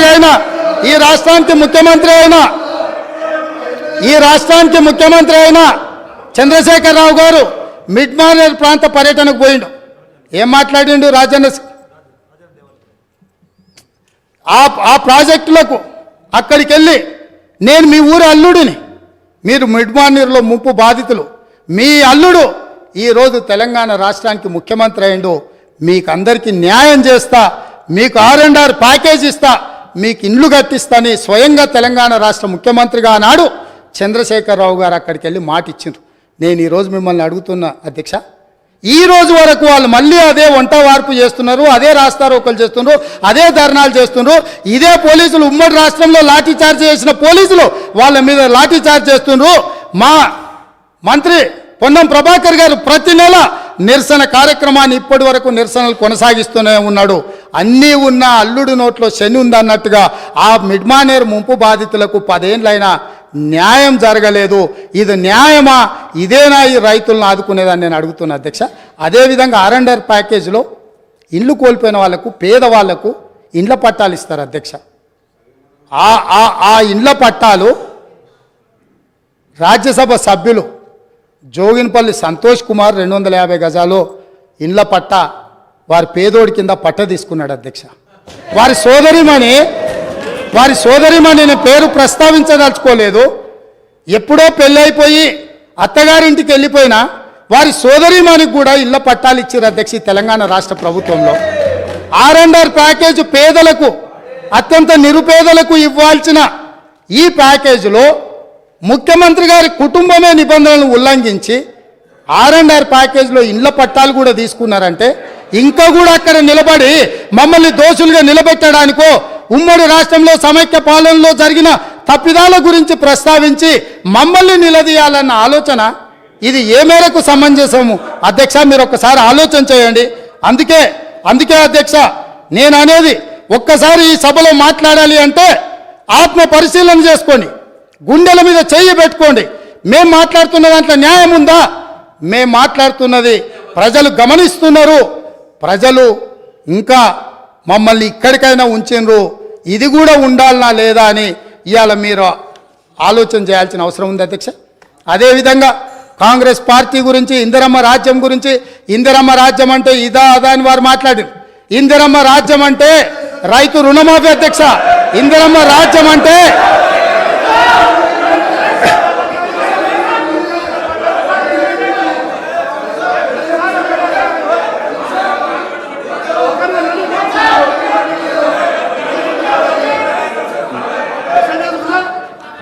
అవకాశం వచ్చినప్పుడు మాట్లాడదు అధ్యక్ష.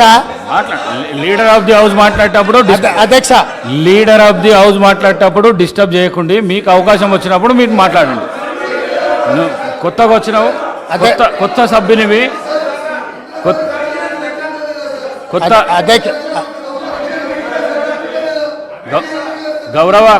గౌరవ కౌశిక్ రెడ్డి కొత్తగా వచ్చినావు, నూతన సభ్యుడవు.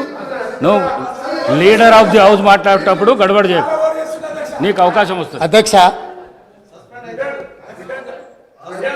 లేదు మనం అట్లేం లేదు, వాళ్ళు వినాల్సిందే, వాళ్ళకి ఇదే శిక్ష.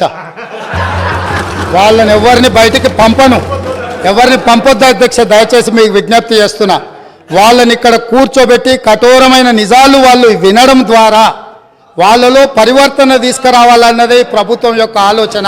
కాబట్టి వారిని ఎవరిని కూడా సభలో నుంచి బయటకు పంపించొద్దు అధ్యక్ష. అందుకే ఈరోజు ఇందిరమ్మ రాజ్యం గురించి పదే మాట్లాడుతున్నారు అధ్యక్ష. ఎస్, ఇందిరమ్మ రాజ్యం తెస్తాం సోనియమ్మ నాయకత్వంలో. ఖచ్చితంగా ఈ రాష్ట్రంలో ఇందిరమ్మ రాజ్యం అంటే పేదలకి ఇందిరమ్మ ఇండ్లు ఇస్తాం, భూమి లేని దళితుల గిరిజనులకు అసైన్మెంట్ భూములు ఇస్తాం, పోడు భూముల పట్టాలు ఇస్తాం, పేదలు చదువుకునే విద్యార్థులకు ఫీజు రియంబర్స్మెంట్ ఇస్తాం, వైద్యం అందించలేని నిరుపేదలకు ప్రాణాలు పోతుంటే కుటుంబ సభ్యులుగా ఆదరించి రాజీవ్ ఆరోగ్యశ్రీ పథకాన్ని అందుబాటులోకి తీసుకొస్తాం. ఇందిరమ్మ రాజ్యం అంటే మైనారిటీలకు సచార్ కమిటీ నివేదిక ప్రకారం దళితులతో సమానంగా వాళ్ళు ఇబ్బందులను ఎదుర్కొంటున్నారంటే మైనారిటీలకు 4% రిజర్వేషన్ ఇస్తాం అధ్యక్ష. ఇందిరమ్మ రాజ్యం అంటే ఈ సమాజంలో ఉన్న ప్రతి ఒక్కరి యొక్క హక్కులను కాపాడుతాం. ఇందిరమ్మ రాజ్యంలో మహిళలకు మహాలక్ష్మి ద్వారా 2500 రూపాయలు వాళ్ళ ఖాతాలో వేస్తాం. 500 రూపాయలకే సిలిండర్ వాళ్ళకి ఇస్తాం. అదేవిధంగా ఇందిరమ్మ రాజ్యంలో వాళ్లకు ఉచితంగా బస్సులో ప్రయాణం చేసే అవకాశాన్ని కల్పిస్తాం. ఇంకా చాలా విషయాలు ఇందిరమ్మ రాజ్యం గురించి చెప్పాల్సినవి ఉన్నాయి, అవి చివరిలో చెప్తా అధ్యక్ష. ఈరోజు కేటీఆర్ గారు మాట్లాడుతూ ఈ గవర్నర్ గారి ప్రసంగం వినేటప్పుడు నాకు సిగ్గైంది వినడానికి అని అన్నారు. నిజంగానే వారు సిగ్గుపడాలి. ఎందుకు అని అంటే నిజంగానే చాలా విషయాలు మేము అందులో ప్రస్తావించుంటే వారు సిగ్గుపడి తల దించుకునేవాళ్ళు. మేము ఎందుకంటే ఇప్పుడే ఎందుకు అన్ని నిజాలు కఠోరమైన సత్యాలను మొదటి సభలోనే ఎందుకు, ఇంకా సుదీర్ఘంగా చర్చ జరగాలి, ఈ చర్చల ద్వారా ప్రజలకు తెలవాలని కొన్ని విషయాలు గవర్నర్ గారి ప్రసంగంలో పొందుపరచలేదు. కాకపోతే వారు ప్రస్తావించను కాబట్టి నాకు చెప్పక తప్పదు అధ్యక్ష.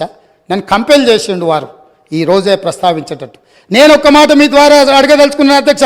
ఈ రాష్ట్రంలో జరుగుతున్న ఇసుక దోపిడీలో వాళ్ళ పాత్ర లేదా?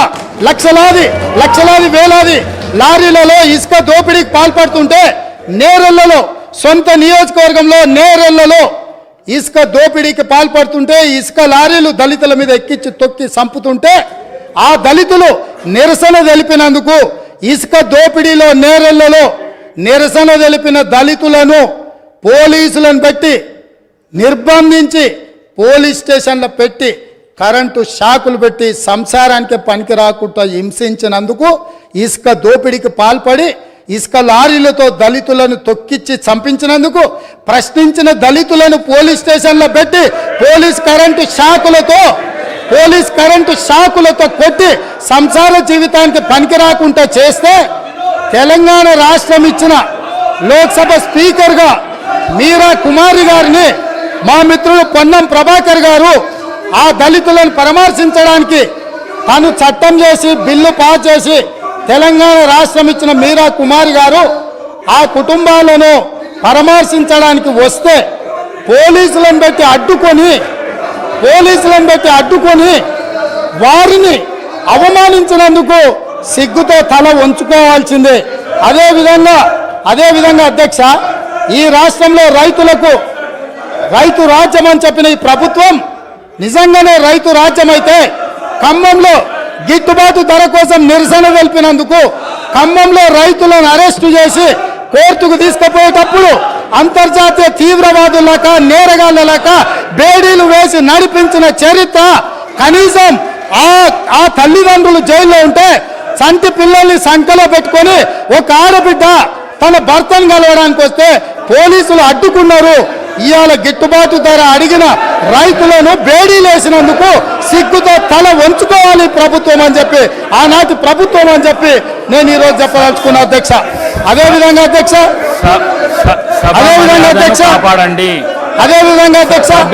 Telangana public service commission leader house మీకు అవకాశం ఇస్తాం మాట్లాడుదురు. మీరు వెళ్ళకు రాకండి. మీకు అవకాశం ఇస్తాం మాట్లాడుదురు. సభా గౌరవాన్ని కాపాడండి.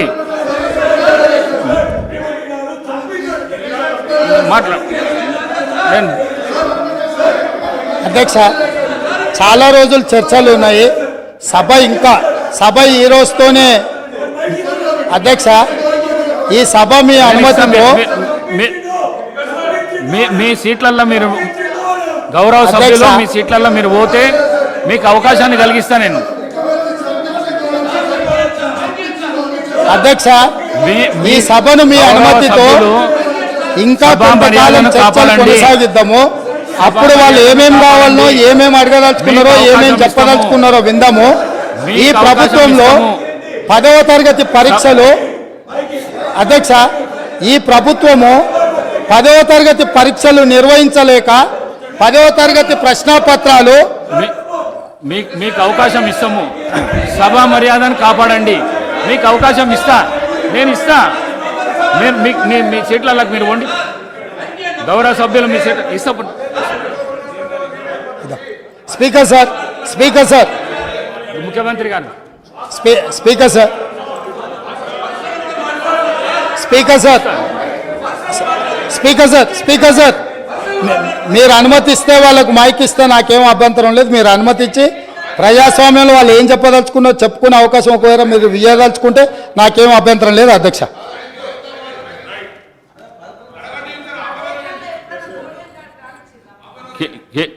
శ్రీ కేటీ రామారావు గారు. స్పీకర్ సార్, నేను నిజంగానే సిగ్గుపడుతున్నా సార్.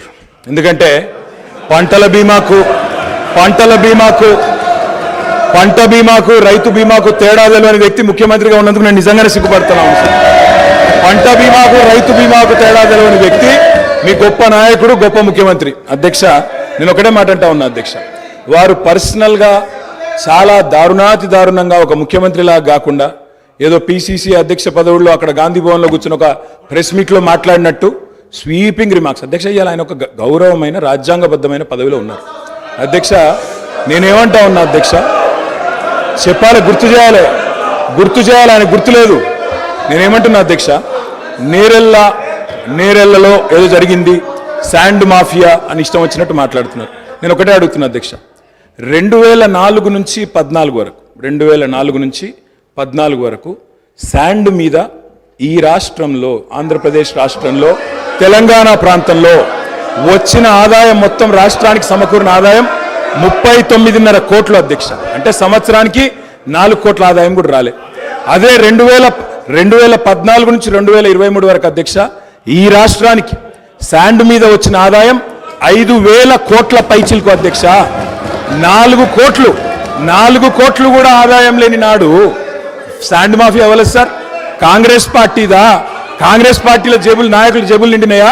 ఎవరి జేబులు నిండినాయండి? ఆనాడు శాండ్ ఆదాయం ఎక్కడ పోయింది అధ్యక్ష? ఇంకోటి, నేరెళ్లలో ఎవరో తొక్కిచ్చారు, ఎక్కిచ్చారు అధ్యక్ష. ఇదే పాత చింతకాయ పచ్చడి లాంటి మాటలు స్వయంగా ఈ రోజు కాదు అధ్యక్ష, వాళ్ళు ప్రతిపక్షంలో ఉన్నప్పుడు కూడా చెప్పినారు.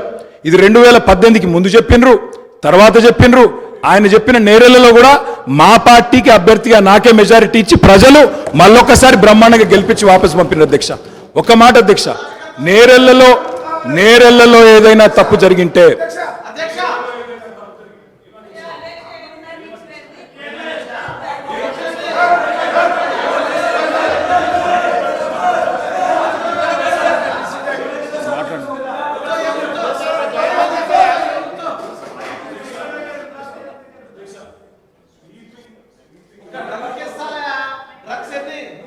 స్వీపింగ్ రిమార్క్స్, నోటికి ఎంత వస్తే అంత మాట్లాడడం. నేను ఒకటే మాట అంటున్నా అధ్యక్ష, ఇవాళ అధికారం వాళ్ళ చేతుల్లో ఉంది. ఏ విచారణ చేసుకుంటారో చేసుకోమనండి, మాకు అభ్యంతరం లేదు. కానీ ఇష్టం వచ్చినట్టు స్వీపింగ్ జనరలైజేషన్లు చేసుకోవడం, నోటికి వచ్చినట్టు మాట్లాడడం, ఇది ఒక ముఖ్యమంత్రి పదవి స్థాయిలో ఉండే వ్యక్తికి తగదు. పంట బీమాకు రైతు బీమాకు తేడా తెలియని వ్యక్తి అక్కడ కూర్చోవడం నిజంగా ఈ రాష్ట్ర ప్రజలు సిగ్గుతో తలదించుకుంటారు. ముఖ్యమంత్రి గారు. అధ్యక్ష,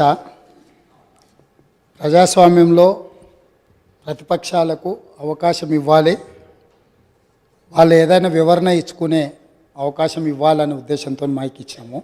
మైక్ ఇవ్వండి అని మిమ్మల్ని రిక్వెస్ట్ చేసినా మీరు వారికి ఇచ్చిండ్రు, పెద్ద మనసు చేసుకొని. దాని ద్వారా ప్రజలకు ఏమైనా ఉపయోగపడేది కానీ నేను మాట్లాడిన అంశాలలో ఏమైనా తప్పులు ఉంటే వాటిని ప్రస్తావించుంటే డెఫినెట్గా అవకాశాన్ని వారు సద్వినియోగం చేసుకున్నారు. కానీ వారు ఏం మాట్లాడుతున్నారు, మళ్ళీ అక్కసు వెళ్ళగక్కుతున్నాడు. ఎందుకనంటే అక్కడేదో మేనేజ్మెంట్ కోటాలో నేను కూర్చుందాం అనుకుంటే ప్రజల నుంచి వచ్చిన ఆయన కూర్చున్నాడు కాబట్టి నేను చూసి ఓర్వలేకపోతున్నా అని కుళ్ళుగా అనిపిస్తుంది తప్ప దాంట్లో ఏమైనా ఉందా అధ్యక్ష? సరే, ఏదేమైనా అధ్యక్ష, ఈ గత ప్రభుత్వము ఎంత గొప్పలు చెప్పుకున్నా కొన్ని వాస్తవాలను ప్రజలు కూడా గమనిస్తున్నారు. మీ ద్వారా వాళ్ళు ఆ సమయంలో మరి గుర్తుందో లేదో ఇప్పుడు గుర్తు చేయదలుచుకున్న అధ్యక్ష, 10వ తరగతి ప్రశ్నాపత్రాలు వాట్సాప్లలో తిరుగుతూ 10వ తరగతి పరీక్షలే నిర్వహించలేని అసమర్థ ప్రభుత్వం ఆనాడు ఉండే. 12వ తరగతి అంటే ఇంటర్మీడియట్ ప్రశ్నాపత్రాలు చక్కగా దిద్ది ఫలితాలు ప్రకటించలేక ప్రభుత్వం ప్రైవేటు వ్యక్తులకు ఆనాటి మంత్రివర్గంలో ఉన్న కీలకమైన వ్యక్తి యొక్క మిత్రులకు ఆ కాంట్రాక్టు కట్టబెట్టడంతో సిజీజీ నుంచి తప్పించి అనుభవం లేని వాళ్లకు మిత్రులకు కట్టబెట్టడంతో అందులో జరిగిన ఫలితాల అవకతవకలలా 25 మంది నోనోగు మీసాల యువకులు ఆత్మహత్యలు చేసుకున్నారు. ఈ చావులకు ఆనాటి ప్రభుత్వం కారణం కాదా? ఇవి ప్రభుత్వ హత్యలు కాదా? ఇది పక్కన పెడితే అధ్యక్ష డెఫినెట్గా తొందర ఏం లేదు అన్నీ అది కాకుండా అధ్యక్ష తెలంగాణ పబ్లిక్ సర్వీస్ కమిషన్ మీకు తెలుసు ఎంత ప్రతిష్టాత్మకమైన సంస్థ, ఎంత బాధ్యతగా పరీక్షలు నిర్వహించాలి, ఎంత బాధ్యతాయుతంగా వ్యవహరించాలి. ఈ వ్యవహారాలన్నిటిని పరీక్షలు నిర్వహించే తెలంగాణ పబ్లిక్ సర్వీస్ కమిషన్ నిర్వహించిన పరీక్షలు ప్రశ్నాపత్రాలు చివరికి జిరాక్స్ సెంటర్లలో ఎక్కడ పడితే అక్కడ అగ్వకు ఎట్లా పడితే అట్లా అమ్ముకునే పరిస్థితి వచ్చి, ఇది మేం చెప్పింది కాదు, పంపకాలలో పంచాయతీ వచ్చి వాళ్ళే ఫిర్యాదులు చేసుకొని ఈ ప్రభుత్వం గొప్పగా మేం కనిపెట్టినామన్నారు. ఈ ప్రభుత్వం ఏమన్నది? ఇది ప్రతిపక్షాలు కనిపెట్టింది కాదు, ప్రతిపక్షాలు చెప్పింది కాదు, మేమే గుర్తించినాం, మేమే ప్రశ్నపత్రాలు అమ్ముతుంటే పట్టుకున్నాం, మేమే కేసులు కట్టినాం అన్నారు. సంతోషం, మీరే అమ్ముకున్నారు, మీరే గుర్తించారు, మీరే పట్టుకున్నారు, మీరే కేసు కట్టారు. కానీ బాధ్యులను ఎవరిని చేసిండ్రు అధ్యక్ష? ఎవరిని బలి చేసిండ్రు? ఈరోజు బాధ్యులైన అందులో ఉండే సభ్యుల నియామకం విషయంలో, చైర్మన్ విషయంలో హైకోర్టు ఇచ్చిన తీర్పేంది?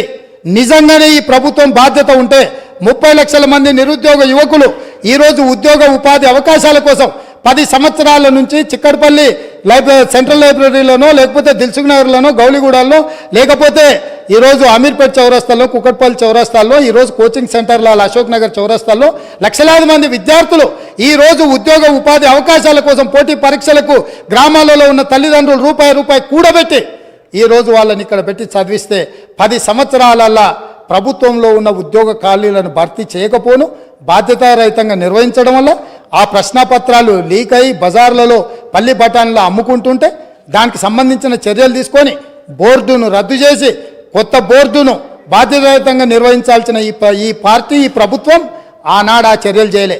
ఎన్నికల్లో వచ్చినప్పుడు వాళ్ళని కొంతమంది విద్యార్థులను పిలుచుకొని కూర్చొని మాట్లాడి మంత్రి గారు చెప్తారు, అవును తప్పు జరిగింది మళ్ళీ మూడోసారి అవకాశం ఇస్తే మిమ్మల్ని నిండా ముంచుతామని వాళ్ళకి మాటలు చెప్తున్నారు. తప్పు జరిగిందని మీరు గుర్తించినప్పుడు, మీ పాత్ర అందులో లేనప్పుడు పాత్రులైన బాధ్యులైన వాళ్ళ మీద చర్యలు తీసుకోవడానికి మీరు ఆ పరీక్షలను నిర్వహించిన వాళ్ళ మీద బోర్డులో నియమించిన సభ్యులకు అర్హత లేదు అని కోర్టు కూడా ప్రభుత్వానికి సూచన చేసినప్పుడు యుద్ధ ప్రాతిపదికన చర్యలు ఎందుకు తీసుకోలేదు? దీనికి కారణం మీరు కాదా? ఇలాంటి 10వ తరగతి పరీక్ష నిర్వహించలేనోళ్ళు, 12వ తరగతి పరీక్షల పేపర్లు దిద్దలేనోళ్ళు, తెలంగాణ పబ్లిక్ సర్వీస్ కమిషన్ ద్వారా ప్రభుత్వ ఉద్యోగ నియామకాలు చేపట్టలేనోళ్ళు ఖచ్చితంగా సిగ్గుతో తల వంచుకోవాల్సిందే. తెలంగాణ సమాజానికి క్షమాపణ చెప్పి తీరవలసిందే అధ్యక్ష. అదేవిధంగా అధ్యక్ష ఇంకొక మాట చెప్పదలుచుకున్న అధ్యక్ష, స్కూల్ ఎడ్యుకేషన్ మీద ఇచ్చిన రిపోర్ట్లో నేషనల్ అచీవ్మెంట్ సర్వే ర్యాంకింగ్ 31 అధ్యక్ష. అంటే ఇంకా కింద ఏది లేదు అధ్యక్ష. అసలు నేషనల్ అచీవ్మెంట్ సర్వే స్కూల్ ఎడ్యుకేషన్కి సంబంధించి తెలంగాణ రాష్ట్రానికి ఉన్న ర్యాంక్ ఏంటంటే 31. రాష్ట్రాలే కాదు యూనియన్ టెరిటరీల కంటే కూడా అధ్వానంగా తెలంగాణ రాష్ట్ర విద్య ఉంది అని అంటే ఈ తప్పకుండా వాళ్ళు తల వంచుకోవాల్సిందే, సిగ్గుపడాల్సిందే అధ్యక్ష. అదేవిధంగా అధ్యక్ష పదే గతంలో మీరు ఇది మాట్లాడినరు, గతంలో అది మాట్లాడినరు, గతంలో మీరు తెలంగాణకు వ్యతిరేకం లేకపోతే మీరు తెలంగాణ ప్రజలప్పుడు అడిగినప్పుడు ఇయ్యలేదు, గత కాంగ్రెస్ ప్రభుత్వంలో జరిగిన తప్పిదాలకంతా ఇక్కడ ఉన్న వాళ్ళే కారణం, మీరు బాధ్యత వహించాలి అంటారు.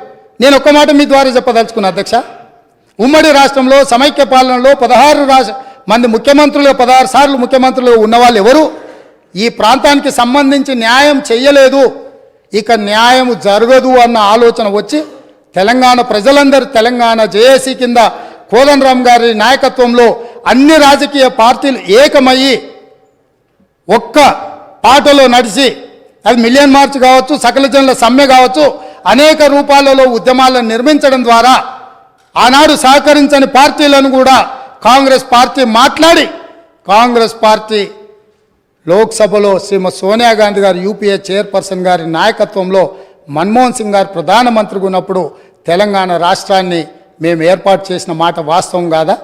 ఈ తెలంగాణ రాష్ట్రం ఉక్కు సంకల్పంతో ఆనాడు 2004 సంవత్సరంలో శ్రీమతి సోనియా గాంధీ గారు కరీంనగర్ గడ్డ మీద నుంచి ఈ ప్రాంత ప్రజలకు ఇచ్చిన మాట నిలబెట్టుకోవడానికి మాట తప్పని మడమ తిప్పని నాయకురాలుగా తెలంగాణకు ఆనాడు ఇచ్చిన గ్యారంటీని ఎన్ని కష్టాలు, ఎన్ని నష్టాలు, ఎన్ని ఇబ్బందులు ఎదుర్కొన్న 4 కోట్ల తెలంగాణ ప్రజలకు తెలంగాణ రాష్ట్రాన్ని ఇచ్చి మాట నిలబెట్టుకున్న నాయకురాలు సోనియా గాంధీ గారు. ఇది నేను కాదు, వాళ్ళ నాయకుడు ఇక్కడ నిలబడి చెప్పిండు. ఇవాళ వాళ్ళకు గుర్తు లేకపోతే మీ ద్వారా మిమ్మల్ని అడుగుతున్నా, ఓ రోజు వారు ఇక్కడ నిలబడి సోనియా గాంధీ గారి దయ వల్లనే, సోనియా గాంధీ గారి ఉక్కు సంకల్పం వల్లనే ఈ తెలంగాణ రాష్ట్రం వచ్చిందన్న చెప్పిన విషయాన్ని మీరు అనుమతిస్తే ఇక్కడ కెమెరా, ఇక్కడ వీడియో పెట్టి, ఇక్కడ మొత్తం టీవీ పెట్టి మీ ద్వారా వాళ్లకు తెలంగాణ ప్రజలకు నేను చూపించదలుచుకున్న అధ్యక్ష. ఇదే కాకుండా అధ్యక్ష వస్తున్నా అక్కడికి కూడా వస్తున్నా, తొందరవాడు అంత తొందర ఎందుకు? నీది కూడా మేనేజ్మెంట్ కోటానే తెలుసు కదా, ఆ గట్టిగా అరుస్తున్నాయని కూడా మేనేజ్మెంట్ కోటానే. సో అదేవిధంగా అధ్యక్ష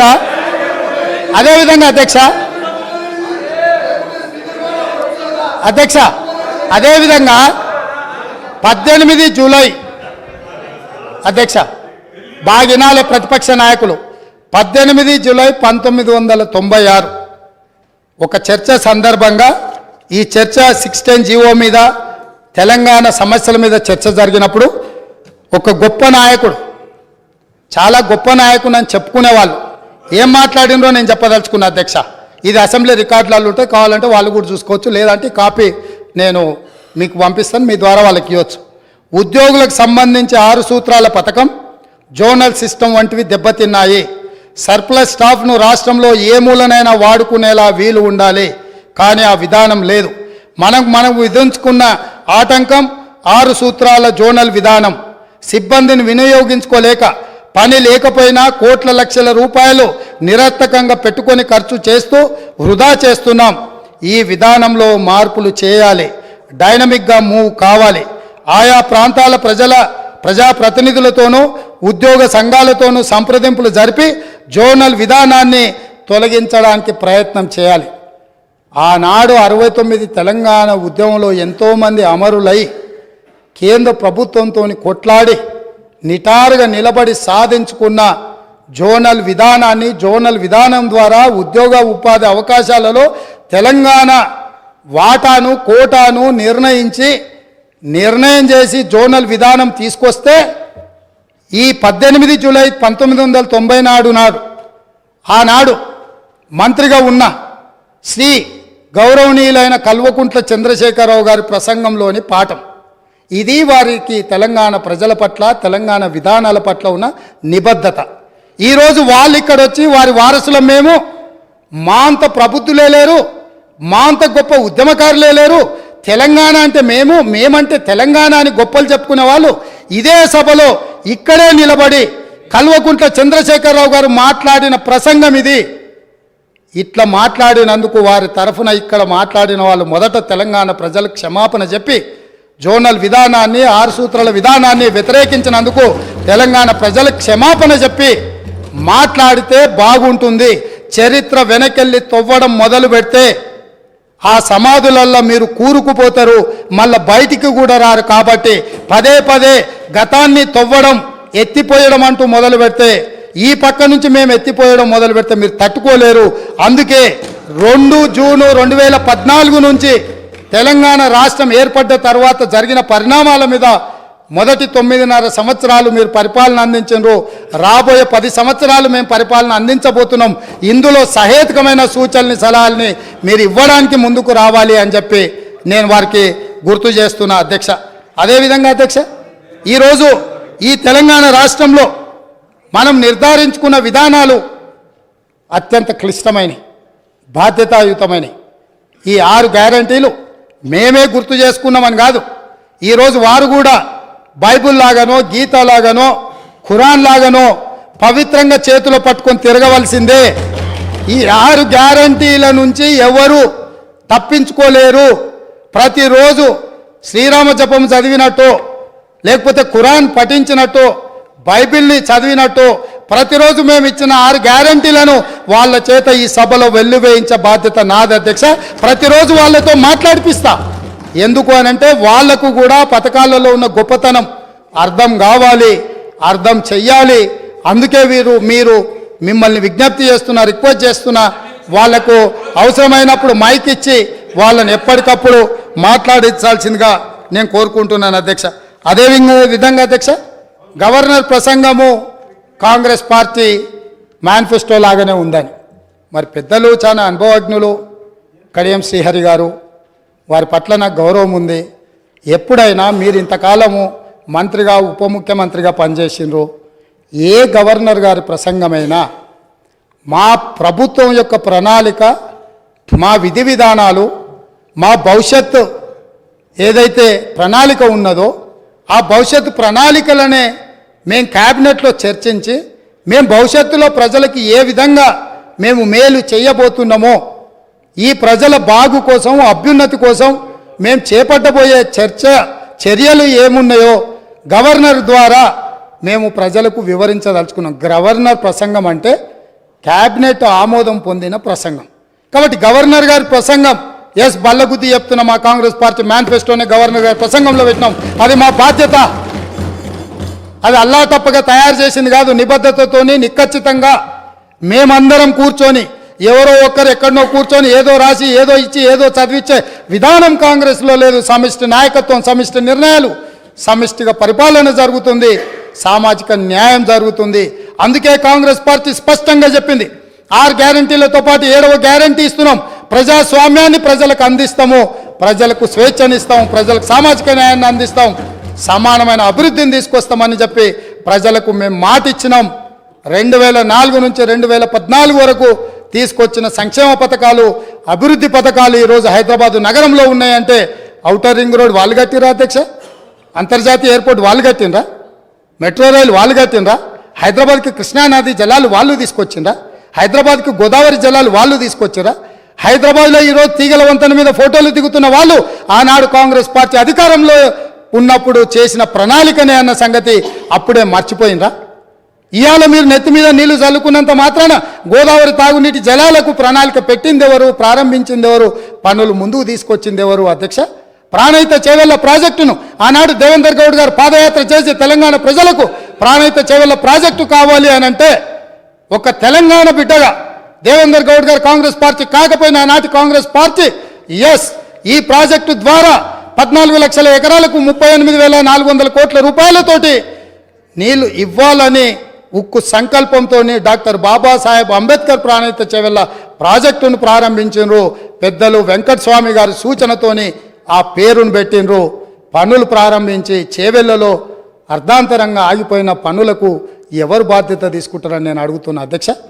ఆనాడు కాంగ్రెస్ పార్టీలో ఉన్న నాయకులు చిన్నారెడ్డి గారు లాంటి వాళ్ళు మాట్లాడడం వల్ల పాలమూరు ప్రాంతానికి, రంగారెడ్డి ప్రాంతానికి సాగునీటి ప్రాజెక్టు నిర్మించాలి, సాగునీరు తాగునీరు ఇవ్వాలి అని పాలమూరు రంగారెడ్డి ఎత్తిపోతల ప్రాజెక్టుకు 2013లోనే మంజూరు ఇచ్చి పనులను సర్వేలు చేయమని ఆదేశాలు ఇచ్చి దానికి పునాది రాయి వేసింది కూడా కాంగ్రెస్ పార్టీ కాదా అని నేను అడుగుతున్నా. ఉమ్మడి రాష్ట్రంలో చివరి జీవో నెంబర్ 69 నారాయణపేట కొడంగల్ ఎత్తిపోతల పథకానికి 8.5 టీఎంసీలతో 1,500 కోట్ల రూపాయలతో 1,07,000 ఎకరాలకు సాగునీరు తాగునీరు ఆ ప్రాంతానికి అందించాలని ప్రాజెక్టు ఆమోదిస్తే నికర జలాల కేటాయింపుతోనే ఆనాడు గవర్నర్ గారు జీవో ఇస్తే ఆ జీవోను ఈనాటి వరకు తుంగలు తొక్కిపెట్టి నారాయణపేట కొడంగల్ ప్రాంతాన్ని ఎడారిగా మార్చింది వాళ్ళు కాదా? ఈ వివక్ష వీళ్ళు చేసింది కాదా అని నేను అడుగుతున్నా అధ్యక్ష. ఇదేనా ఈ తెలంగాణ రాష్ట్రంలో తెలంగాణ వాడు ముఖ్యమంత్రిగా ఉండి తెలంగాణ ప్రాంతాన్ని పరిపాలిస్తున్నాడు అన్నప్పుడు ఎందుకు మా ప్రాంతాలు వివక్షకు గురైనాయి? మా ప్రాంతాలు ఈ రోజుకి వలసల ప్రాంతంగా ఎందుకు ఉన్నది? ఈ వలసలకు, ఈ చావులకు వీళ్ళు కారణం కాదా అని నేను అడుగుతున్నా అధ్యక్ష. అదేవిధంగా ఈరోజు నేను మాట్లాడదలుచుకున్న అధ్యక్ష, తెలంగాణ రాష్ట్రంలో డ్రగ్స్ మహమ్మారి లేకుండే, తెలంగాణ ఉమ్మడి రాష్ట్రంలో డ్రగ్స్ గురించి చర్చలు లేకుండే, గంజాయి మత్తు లేకుండే, లిక్కర్ కూడా అతి తక్కువగా ఉండే. కానీ ఇవాళ ఏ పేపర్ చూసినా, ఏ టీవీ చూసినా గంజాయి మత్తులో దాడులు జరుగుతున్నాయని, సింగరేణి కాలనీలో 6 సంవత్సరాల పసిగుండను గంజాయి మత్తులో రేపు మర్డర్ చేస్తే ఈ ప్రభుత్వం అచేతనంగా ఉండిపోయింది. ఈరోజు ఈ రాష్ట్రంలో జరుగుతున్న కారణాలకు ఈరోజు దొరుకుతున్న డ్రగ్స్కి ఈ ప్రభుత్వ వైఫల్యం కారణం కాదా? ఈ ప్రభుత్వం డ్రగ్స్కు సంబంధించి విచారణ మీద సిట్ వేసి ఆ సిట్లో ఉన్న అధికారిని అర్ధాంతరంగా ఎందుకు బదిలీ చేసిండ్రు? అతను ఎక్కడికి పోయింది? ఆ సిట్ ఎక్కడికి పోయింది? ఆ విచారణ ఎక్కడికి పోయిందని నేను అడుగుతున్నా అధ్యక్ష. ఈ ప్రభుత్వం యొక్క వైఫల్యాన్ని కప్పిపుచ్చుకోవడానికి విచారణలో లోపాలను దాచిపెట్టడానికి చేస్తున్న ప్రయత్నంలో నేనే స్వయంగా ఆనాడు 2017లో తెలంగాణ రాష్ట్ర ఉమ్మడి హైకోర్టులో పబ్లిక్ ఇంట్రెస్ట్ లిటిగేషన్ వేసి ఈ విచారణ మీద ఎన్ఫోర్స్మెంట్ డైరెక్టరేటు, డిఆర్ఐ, ఈ నార్కోటిక్స్ డిపార్ట్మెంట్ అన్నిటిని కూడా ఒక సిట్ను ఏర్పాటు చేయాలని హైకోర్టులో కేసు వేస్తే 2021 వరకు నేను కొట్లాడితే తెలంగాణ రాష్ట్ర హైకోర్టు ఈడీకి మొత్తం సమాచారాన్ని చేసిన విచారణను బదిలీ చేయమని హైకోర్టు ఆదేశాలు ఇచ్చిన ఈ రాష్ట్ర ప్రభుత్వం ఆ వివరాలన్నీ దాచిపెట్టింది అధ్యక్ష. ఆనాడు డ్రగ్స్లో ఏవైతే టెలిఫోన్లు కానీ, కంప్యూటర్స్ కానీ, ల్యాప్టాప్లు కానీ ఇతర సీజ్ చేసిన ఎక్విప్మెంట్, ఎలక్ట్రానిక్ ఎక్విప్మెంట్ని ఏది కూడా ఈరోజు వాళ్ళు ఫోరెన్సిక్ ల్యాబ్కు పంపించలేదు. వాటి మీద సరైన విచారణ జరగలేదు. ఆ వివరాలన్నీ కూడా ఈడీ అడిగితే ఇవ్వకపోతే ఈడీ డిపార్ట్మెంట్ తెలంగాణ ప్రభుత్వం మీద contempt of court case file చేసింది అధ్యక్ష. నేను అడుగుతున్న అధ్యక్ష మీ ద్వారా ప్రతిపక్షాన్ని, ఈ రాష్ట్రాన్ని పంజాబ్ రాష్ట్రాన్ని మీరు చూసిండ్రు. పంజాబ్ రాష్ట్రాన్ని ఈరోజు డ్రగ్స్ మహమ్మారి పట్టి పీడించడంతో ఈరోజు గ్రామాలల్లో పేద మహిళలు, ధనవంతులు శ్రీమంతులు కాదు, పేదలు భార్య తల్లి కూలికి పోయి సంపాదించిన డబ్బులో భర్తలను సోదరులను ఇవాళ డ్రగ్స్కి అలవాటు పడి బాధపడుతుంటే వాళ్ళకు అందులో సంపాదించిన కొంత డబ్బు పెట్టి డ్రగ్స్ కొని ఇచ్చే పరిస్థితి వచ్చింది. ఈ పరిస్థితి పంజాబ్ రాష్ట్రాన్ని నిర్వీర్యం చేసింది అధ్యక్ష. పంజాబ్లో యంగ్ విడోస్ చిన్న వయసులోనే మహిళలు వితంతువులుగా మారుతుంటే డ్రగ్స్ బారిన పడి ఈరోజు చావులను మనం కల్లారో చూస్తుంటే, రాష్ట్రమే నిర్వీర్యం అయిపోతుంటే, యువత డ్రగ్స్ బారిలో పడి చచ్చిపోతుంటే తెలంగాణ రాష్ట్రంలో పూర్తిగా కూకటి వేళ్లతో పెకిలించి వేయాల్సిన ఈ డ్రగ్స్ మహమ్మారి విషయంలో ఎందుకు విచారణలో ఈ ప్రభుత్వం ఆనాడు జాప్యం వహించింది? ఎందుకు నిర్లక్ష్యం వహించింది? ఎందుకు దీని మీద చర్యలు తీసుకోవడానికి నార్కోటిక్ డిపార్ట్మెంట్కు, డిఆర్ఐ డిపార్ట్మెంట్కు, ఈడీ డిపార్ట్మెంట్కు ఎందుకు సంపూర్ణమైన సమాచారాన్ని ఇవ్వలేదని నేను అడుగుతున్నా అధ్యక్ష. ఈరోజు నేను టీఎస్ న్యాబ్లో ఒక అడిషనల్ డీజీ క్యాడర్ ఆఫీసర్ను పెట్టి ఎంపవర్ చేసి ఇవాళ ఈ రాష్ట్రంలో డ్రగ్స్ అనే పదం వినిపించొద్దు, ఈ రాష్ట్ర సరిహద్దులు ఎవడు గంజాయితో రావద్దు, ఎవడు వచ్చినా ఎంత పెద్దవాడైనా ఎంత గొప్పవాడైనా వాళ్ళ వెనకాల ఎవరు ఉన్నా ఊచలు లెక్క పెట్టాల్సిందే, లెక్క పెట్టియాల్సిందే అని ఈరోజు నా ప్రభుత్వం, మా మంత్రివర్గ సహచరులు తీసుకున్న నిర్ణయాన్ని ఈ ప్రతిపక్షాలు అభినందించాల్సిన అవసరం లేదు అధ్యక్ష. మిగతా విషయాలలో భిన్నాభిప్రాయాలు ఉండొచ్చు, భేదాభిప్రాయాలు ఉండొచ్చు, కానీ డ్రగ్స్ మహమ్మారిని నిషేధించడానికి నిర్వీర్యమైపోతున్న యువతను, చిన్న పాఠశాలల ఆడపిల్లలు బలైపోతున్న ఈ మహమ్మారిని నిషేధించడానికి ఈ దాన్నైనా అభినందించడానికి మన ప్రభుత్వాన్ని మీరు అభినందించడానికి మీకు మనసు రాలేదా అని నేను అడుగుతున్నా అధ్యక్ష. అంటే ఈరోజు ఈ సభలో వీళ్ళందరూ మిగతా వాటిలలో వాళ్ళకి రాజకీయ కోణాలు ఉండొచ్చు, కానీ ఈ విషయంలో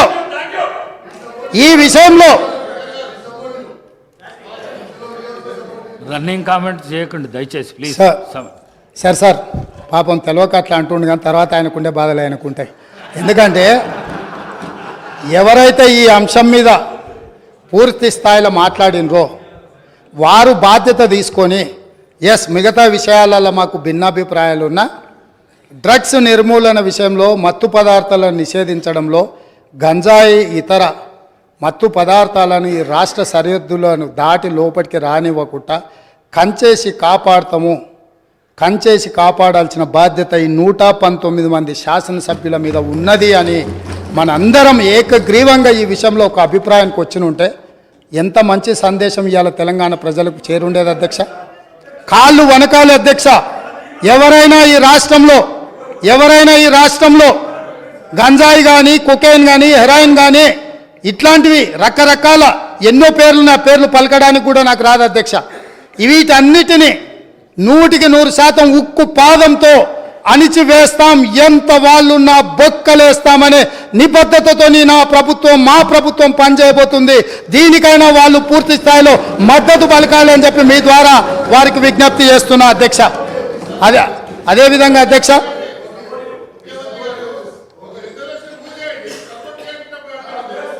ఇప్పుడు గవర్నర్ గారి ప్రసంగంలోనే ఈ అంశాన్ని స్పష్టంగా ప్రస్తావించిన వారు ఎంతసేపు మాట్లాడినరో మీరు సమయం తీయండి.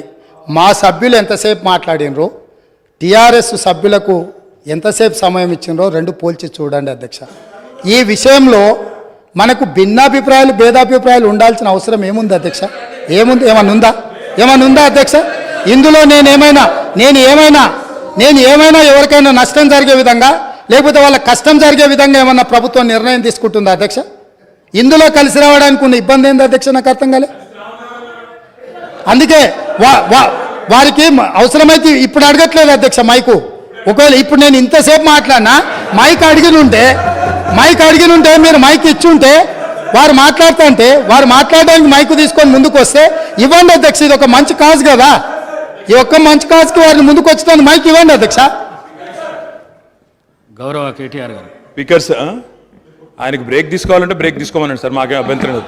మాట్లాడి అలసిపోయినట్టున్నారు, మాకేం అభ్యంతరం లేదు. కానీ అధ్యక్ష, వారేదో కొత్తగా ఏదో చేసినట్టు డ్రగ్స్ విషయంలో అధ్యక్ష, మా ముఖ్యమంత్రి గారు, మా గౌరవ పెద్దలు, మా పార్టీ అధ్యక్షులు, ఈరోజు లీడర్ ఆఫ్ ఆపోజిషన్ కేసీఆర్ గారు, వారు పాపం మరి ఫాలో అవుతారా లేదా వార్తలు నాకు తెలియదు, కానీ సివి ఆనంద్ గారు అనే అడిషనల్ డైరెక్టర్ జనరల్ ఆఫ్ పోలీస్ని టిఎస్ న్యాబ్ అనేది ఏర్పాటు చేసిందే మా ప్రభుత్వం. Telangana state anti narcotics bureau ఏర్పాటు చేసిందే మా ప్రభుత్వం.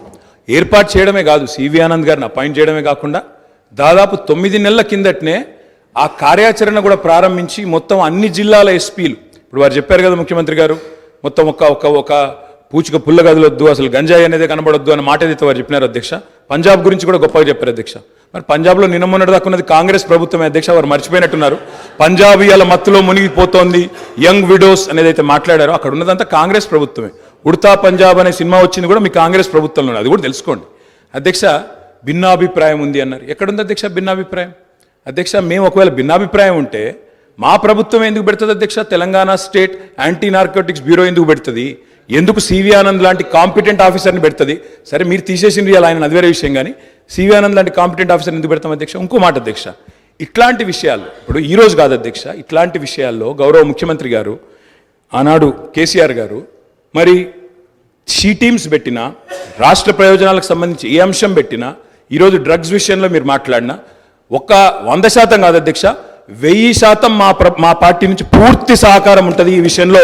వారికి కన్ఫ్యూజన్ అవసరం లేదు, వారికి ఇంకేమైనా అనుమానాలు ఉంటే నేను చెప్తా ఉన్నా. భిన్నాభిప్రాయాలు అన్నారు, మేము అభిప్రాయం చెప్తే కదా అధ్యక్ష భిన్నాభిప్రాయం ఉండడానికి. అది మేమే చెప్పినాము, మేమే మా ప్రభుత్వం ఉన్నప్పుడే ఏర్పాటు చేసిన సంస్థ. ఇవాళ మీరు క్రెడిట్ తీసుకుంటా అనుకోవచ్చు, మాట్లాడితే మేనేజ్మెంట్ కోట అంటారు అధ్యక్ష.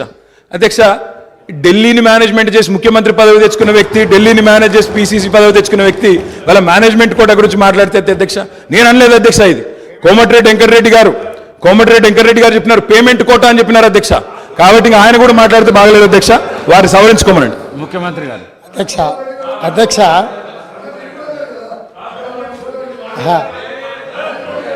అధ్యక్ష సభ్యుడికి ఇట్లయినా పరివర్తన వస్తుందేమని నేను అనుకున్నా. స్పష్టంగా ఒక అంశానికే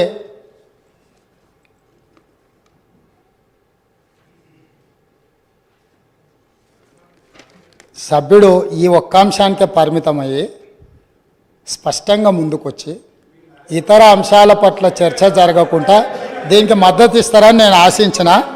సో నన్ను నిరాశపరిచింది. మళ్ళీ సేమ్ రిటారిక్ పొలిటికల్ అలిగేషన్ చేసే ప్రయత్నం చేసిండ్రు. నాకేం ఇబ్బంది లేదు. టిఎస్ న్యాబ్ అనే ఒక పేపర్ మీద కాగితం తయారు చేసిండ్రు అధ్యక్ష. ఆ తయారు చేసిన దానికి సివి ఆనంద్ గారికి అడిషనల్ ఛార్జ్ మాత్రమే, హైదరాబాద్ కమిషనర్గా కొనసాగుతూ టిఎస్ న్యాబ్ డైరెక్టర్గా అడిషనల్ ఛార్జ్ వారు ఇచ్చిండ్రు. ఒక్క నిమిషం అక్కడికి వస్తున్నాను. మీరే ఏర్పాటు చేసిన దాంట్లో ఏమేం లేకుండా చేసిండ్రు కూడా అవి కూడా చెప్తాను, ఎందుకంటే ఇక మీరు మొదలుపెట్టారు కాబట్టి మొత్తం చెప్పాలి కదా. సో అడిషనల్ ఛార్జ్ ఇవ్వడంతో ఆయన అక్కడ దృష్టి పెట్టలేకపోయింది ఒకటి. వాళ్ళు ఒక స్టాఫ్ ప్యాటర్న్ వర్కౌట్ చేసి ఇచ్చారు. 301 మంది సిబ్బంది కావాలా, ఈ సిబ్బందిని అంతా మాకు ఇవ్వాలి, దీన్ని నిషేధించాలని ప్రభుత్వానికి నివేదిక ఇచ్చారు. 10% సిబ్బందిని కూడా వాళ్ళకి ఇవ్వలే. 29 కోట్ల రూపాయలు వాహనాల కొనుగోలు కానీ ఇతర ఆఫీసుకు సంబంధించిన అంశాలను మాకు ఏర్పరచుకోవడానికి 29 కోట్ల రూపాయలు బడ్జెట్ కావాలని రాష్ట్ర ప్రభుత్వానికి అడిగారు. ₹1 కూడా ఈ రోజు వరకు ఇవ్వలే. టీఎస్ నాబ్ అనే ఒక పేపర్ సంస్థను ఏర్పాటు చేసి దానికి అడిషనల్గా ఒక ఏడీజీ సిటీ కమిషనర్ గారిని పెట్టి ఆ సంస్థను నిర్వీర్యం చేసిండ్రు. కాబట్టి నేను అవన్నీ విమర్శల జోలికి వెళ్ళలే. కాకపోతే వారు ఇప్పుడు చెప్పిండ్రు కాబట్టి నేను ఇవన్నీ చెప్పాల్సి వస్తుంది. అందుకే ఈరోజు నేను ఫుల్ టైం ఏడీజీని దానికి వేసినాను. ఇమ్మీడియట్గా 29 కోట్లు కాదు, అవసరమైతే మీరు 50 కోట్లు తీసుకోండి. ఇది నా రాష్ట్ర భవిష్యత్తు, ఇది మా పిల్లల మన పిల్లల భవిష్యత్తు. ఇవాళ మన కుటుంబంలో మనం ఏ విజయం సాధించినా ఏ స్థాయికి ఎదిగినా తెలిసి తెలియని వయసులో పిల్లలు ఇట్లాంటి వాటిన బారిన పడితే మన కుటుంబాలన్నీ కూడా ఆ దుఃఖాన్ని లెక్క కూడా పెట్టలేం. ఈరోజు ఎన్నో పాఠశాలల్లో ఈరోజు ఇట్లాంటి ఫిర్యాదులు వస్తున్నాయి. నేను వాటన్నిటి గురించి ఎక్కువ ప్రస్తావించదలుచుకోలేదు ఇక్కడ. ఎందుకనంటే వాళ్ళు ఎంతో రెప్యుటేషన్ ఎంతో కష్టపడి సంపాదించుకున్నారు. ఎవరి మీద ఎక్కడ ఏ పాఠశాలలలో ఏమి ఇబ్బందులు ఉన్నాయనే వివరాలు నేను ఇక్కడ సభలో చెప్పదలుచుకోలేదు. ఎందుకనంటే ఆ కుటుంబాలకు కానీ లేకపోతే ఆ పాఠశాలలకు కానీ కాలేజీలకు కానీ రెప్యుటేషన్ దెబ్బతింటుంది. గత ప్రభుత్వం పేపర్ మీద తెలంగాణ స్టేట్ యాంటీ నార్కటిక్ బ్యూరోను స్టార్ట్ చేసింది నిజం, దానికి ఒక హైరార్కీని డిసైడ్ చేసింది నిజం, దానికి అడిషనల్ ఛార్జ్ చేసి తూతూ మంత్రంగా చేసింది నిజం. వాళ్ళు 29 కోట్ల రూపాయలు అడిగితే ₹1 కూడా ఇవ్వండి నిజం. వీటన్నిటిని సమీక్షించి అందుకే నేను ఏమంటున్నా అంటే ఈ ఒక్క విషయంలో విమర్శల జోలికి వెళ్లకుండా ఈ తెలంగాణ సమాజాన్ని ఒక బలమైన సమాజంగా, ఈ తెలంగాణ సమాజం అంటే ఒక ఉద్యమాల గడ్డ, తరతరాలుగా మనము నిటారుగా నిలబడి కొట్లాడిన చరిత్ర ఉన్న గడ్డ. ఇవాళ ఈ గడ్డ మీద గంజాయి మొక్కలు మొలుస్తుంటే, గంజాయి వనాలు పెరుగుతుంటే ఎక్కడెక్కడోడో ఇక్కడికొచ్చి పక్క రాష్ట్రాల్లోడు పక్క దేశాల్లోడు వివిధ మాదక ద్రవ్యాలు ఇక్కడికి తీసుకొచ్చి మన పిల్లలకు నేర్పి మన పిల్లలు మన రాష్ట్ర భవిష్యత్తును నాశనం చేస్తుంటే ఇక్కడ కూడా మనం రాజకీయాలు చర్చించుకుంటూ ఉంటే సమాజం మనల్ని క్షమించదు. దయచేసి ఒక్క విషయంలో సభలో ఉన్న అన్ని పార్టీలను నేను విజ్ఞప్తి చేస్తున్నా. అది భారతీయ జనతా పార్టీ కావచ్చు, ఎంఐఎం కావచ్చు, సిపిఐ కావచ్చు, సభలో ప్రాతినిధ్యం లేని రాజకీయ పార్టీలకు కూడా నేను వేదిక మీద నుంచి విజ్ఞప్తి చేస్తున్నా. ఇది మన సమాజానికి పట్టిన చీడ పీడ, దీన్ని తొలగించడంలో పూర్తిగా నిషేధించడంలో మీ అందరి మద్దతు రాష్ట్ర ప్రభుత్వానికి అవసరం ఉన్నది. అవసరమైన సహకారాన్ని అందించాల్సిందిగా సభాపక్ష నాయకుడిగా మీకు అందరికీ విజ్ఞప్తి చేస్తున్నా అధ్యక్ష. అదేవిధంగా అధ్యక్ష, ఇంకా చాలా రోజులు మనం చాలా విషయాలు చర్చించుకోవాలి, మాట్లాడుకోవాలి. చాలా విషయాలు నేను ప్రస్తావించాలనుకున్న విషయాలు ఉన్నాయి. నేను ఒక మాట మీ ద్వారా 6 గ్యారంటీల విషయంలో ఇందిరమ్మ రాజ్యంని ఏర్పాటు చేయడంలో దళితులకు, గిరిజనులకు, బడుగు బలహీన వర్గాలకు, మైనారిటీలకు, మహిళలకు, విద్యార్థులకు, నిరుద్యోగ యువకులకు, ఉద్యమకారులకు, అమరవీరుల కుటుంబాలకు 100% ఈ ప్రభుత్వంలో న్యాయం జరుగుతుంది. ఈ ప్రభుత్వము తెలంగాణ ప్రజలకు స్వేచ్ఛనిస్తుంది. ఈ ప్రభుత్వం తెలంగాణ ప్రజలకు సామాజిక న్యాయం చేస్తుంది. మా మంత్రివర్గ కూర్పు చూస్తేనే ఈరోజు సామాజిక న్యాయం ఎట్లుంటుందో మీకు అర్థమై ఉండొచ్చు. ఈరోజు ఇందిరమ్మ ఇంట్లో ఈ రోజుకు ఉన్న ఇందిరమ్మ ఇంట్లో ఈరోజు మీరు ఇక్కడ నుంచి వెళ్ళి చూడొచ్చు. ఖానాపూర్ ఎమ్మెల్యే వెడమ బొజ్జు ఆనాడు ఇందిరమ్మ ఇచ్చిన ఇంట్లోనే ఉంటూ ఈరోజు ఎమ్మెల్యేగా ఈ సభలో కాలు పెట్టిండు. ఒక బలహీన వర్గాలకు సంబంధించిన బీర్ల ఐలయ్య ఈరోజు ఇందులో కాలు పెట్టిండు. ఒక ఈర్లపల్లి శంకరయ్య షాద్నగర్ నుంచి రజక కుటుంబం నుంచి వచ్చిన వాడు ఈ శాసనసభలోకి రావడం జరిగింది. ఇట్లా చెప్పుకుంటూ వెళ్తే అత్యంత పేదలు, నిరుపేదల నుంచి వచ్చిన వాళ్లకు ప్రజలతో ఉన్న సంబంధాలు, అనుబంధాలతోని మందుల శామ్యుల్ మీరు అణిచివేసి తెలంగాణ ఉద్యమంలో ఉండి మీతో ఉద్యమంలో మొదటి నుంచి చివరి వరకు ఉన్న మందుల శామ్యుల్ని మీరు అనాథగా వదిలేస్తే 50,000 రూపాయల నగదు లేకపోయినా 52,000 ఓట్లతోని కాంగ్రెస్ పార్టీ మల్లికార్జున్ ఖర్గే, సోనియమ్మ గారి నాయకత్వంలో ఎమ్మెల్యేని చేసి ఈ సభలోకి మందుల శామ్యుల్ని, తెలంగాణ ఉద్యమకారుణ్ణి ఈ కాంగ్రెస్ పార్టీ తీసుకొచ్చింది అధ్యక్ష. కాంగ్రెస్ పార్టీ చిత్తశుద్ధిని ఈ దేశంలో ప్రజలు ఆలోచన చేయనప్పుడు, ఈ దేశంలో ప్రజలకు స్వతంత్రం కావాలి అని అందరికి అవగాహన లేనప్పుడే ఈ దేశ ప్రజలకు స్వేచ్ఛనివ్వాలి, స్వతంత్రం తీసుకురావాలి అని కాంగ్రెస్ పార్టీని ప్రారంభించి ఆగస్టు 15, 1947లో ఈ దేశానికి స్వతంత్రం సాధించిన పార్టీ కాంగ్రెస్ పార్టీ. నిజాం రజాకర్ల పరిపాలనలో ఉన్న ఈ ప్రాంతాన్ని విముక్తి కలిగించాలి అని సాయుధ రైతాంగ పోరాటంలో ఈ ప్రాంతంలో నిటారుగా నిలబడి వేలాది మంది నేల కొరుగుతున్నప్పుడు ఈ నేల తల్లి తడిసి ముద్దై మా కమ్యూనిస్టు సోదరులు, ఆనాటి స్టేట్ కాంగ్రెస్ సోదరులు అందరూ ఏకోన్ముఖమై రాజ్యం మీద, రాజు మీద వీరోచితంగా పోరాటం చేస్తున్నప్పుడు ఈ ప్రజలకు విముక్తి కలిగించాలి, ఈ ప్రజలకు స్వేచ్ఛనివ్వాలి, స్వతంత్రాన్ని ఇవ్వాలి అని చెప్పి ఆనాడు పండిత్ జవహర్లాల్ నెహ్రూ గారు ప్రధానమంత్రిగా ఉన్నప్పుడు కేంద్ర హోంశాఖ మంత్రి సర్దార్ వల్లభాయ్ పటేల్ ఈ ప్రాంత ఉమ్మడి హైదరాబాద్ రాష్ట్రానికి ఆ రోజు విముక్తి కలిగించి భారతదేశంలో కలుపుకొని స్వతంత్రాన్ని ఈ ప్రాంతానికి ఇచ్చిన పార్టీ కాంగ్రెస్ పార్టీ. ఈ కాంగ్రెస్ పార్టీ ఒక రామ్జీ గోండును, ఒక కొమరం భీమును, ఒక చాకల ఐలమ్మను, ఒక దొడ్డి కొమరాయను, ఒక సర్దార్ సర్వాయి పాపన్న గౌడును ఆదర్శంగా తీసుకొని ఒక సురవరం ప్రతాప్ రెడ్డి గారు వేసిన దారులను దృష్టిలో పెట్టుకొని ఒక ప్రొఫెసర్ జయశంకర్ గారు, ఒక కొండా లక్ష్మణ్ బాపూజీ నిర్ణయించిన ఎజెండాతోని శ్రీమతి సోనియా గాంధీ గారు ఈ రాష్ట్రాన్ని ఇవ్వాలి, ఈ ప్రజల యొక్క ఆకాంక్ష నెరవేర్చాలి అని ఆంధ్రప్రదేశ్లో పార్టీకి తీరని నష్టం జరిగిన, కేంద్రంలో అధికారం కోల్పోయిన, తెలంగాణ రాష్ట్రంలో ఎన్నో ఒడిదుడుకులను ఎదుర్కొన్నా ఇంటికొచ్చి కడుపులో తలకాయ పెట్టి కాళ్ళకు దండం పెట్టి నమ్మించి మోసం చేసిన ఒక్క మాట పల్లెత్తు మాట అనకుండా క్షమించగలిగిన క్షమా గుణం ఉన్న నాయకురాలు శ్రీమతి సోనియా గాంధీ గారు. చరిత్ర పుటలలో ఎవరు కుటుంబాలు కుటుంబ సమేతంగా సపరివార సకుటుంబ సమేతంగా వెళ్ళి సోనియా గాంధీ గారి కాళ్ళకు దండం పెట్టి తర్వాత వెన్నుపోటు పొడిచిండ్రో చరిత్ర పుటలలో శాశ్వతంగా ఉంది. అయినా ఈ రోజు వరకు శ్రీమతి సోనియా గాంధీ గారు ఏ ఒక్క రోజు కూడా పల్లెత్తు మాట అనలేదు. 2004లో కరీంనగర్ జిల్లా నుంచి ప్రజలకు ఒక గ్యారెంటీ ఇచ్చింది, ఆ గ్యారెంటీని అమలు చేసింది. మళ్ళీ సెప్టెంబర్ 17, 2023 నాడు రంగారెడ్డి జిల్లాలో రాజీవ్ గాంధీ ప్రాంగణంలో ఈ తెలంగాణ ప్రజలకు 6 గ్యారెంటీలను ఇచ్చింది. ఏ కష్టం వచ్చినా, ఏ నష్టం వచ్చినా, ఎవరు అడ్డుపడ్డా, ఎవరు నిలువరించాలి, ఎవరు అభ్యంతర పెట్టినా 6 గ్యారెంటీలను ఖచ్చితంగా అమలు చేసే గ్యారెంటీని ఈ రోజు ముఖ్యమంత్రిగా నా మంత్రివర్గ సహచరులందరి తరఫున తెలంగాణ ప్రజలకు మాటిస్తున్నా, ప్రతిపక్షాలను ఇప్పటికి కూడా వారికి విజ్ఞప్తి చేస్తున్నా, మేము విధానపరమైన నిర్ణయాలు చేస్తాం, ప్రతిపక్షాలుగా బాధ్యతాయుతంగా సలహాలు సూచనలు ఇవ్వండి. సహేతుకమైన సలహాలు సూచనలకు ఎప్పుడు కూడా మా మిత్రుడు ఎంఐఎం పార్టీ కావచ్చు, మా కమ్యూనిస్టు సోదరుడు కావచ్చు, భారతీయ జనతా పార్టీ సోదరులు కావచ్చు, ఈ రాష్ట్రాన్ని నిర్మించడంలో, ఈ రాష్ట్రాన్ని అభివృద్ధి పదం వైపు నడిపించడంలో, ఈ రాష్ట్రమే ప్రపంచంతో పోటీ పడే విధంగా ఈ తెలంగాణ రాష్ట్రాన్ని ప్రపంచంతోనే పోటీ పడే విధమైన సంక్షేమ అభివృద్ధి కార్యక్రమాలలో ముందుకు తీసుకెళ్లడానికి సహకరించే ప్రతి ఒక్కరిని అవకాశం ఇస్తాం. అదేవిధంగా ఇవాళ మీరు ఏదైతే మాట్లాడుతున్నారో ఈ సభలో కొంచెం ప్రిపేర్ అయి రాండి, చదువుకొని రాండి, అవగాహనతో రాండి, అంశాలను ప్రస్తావించండి.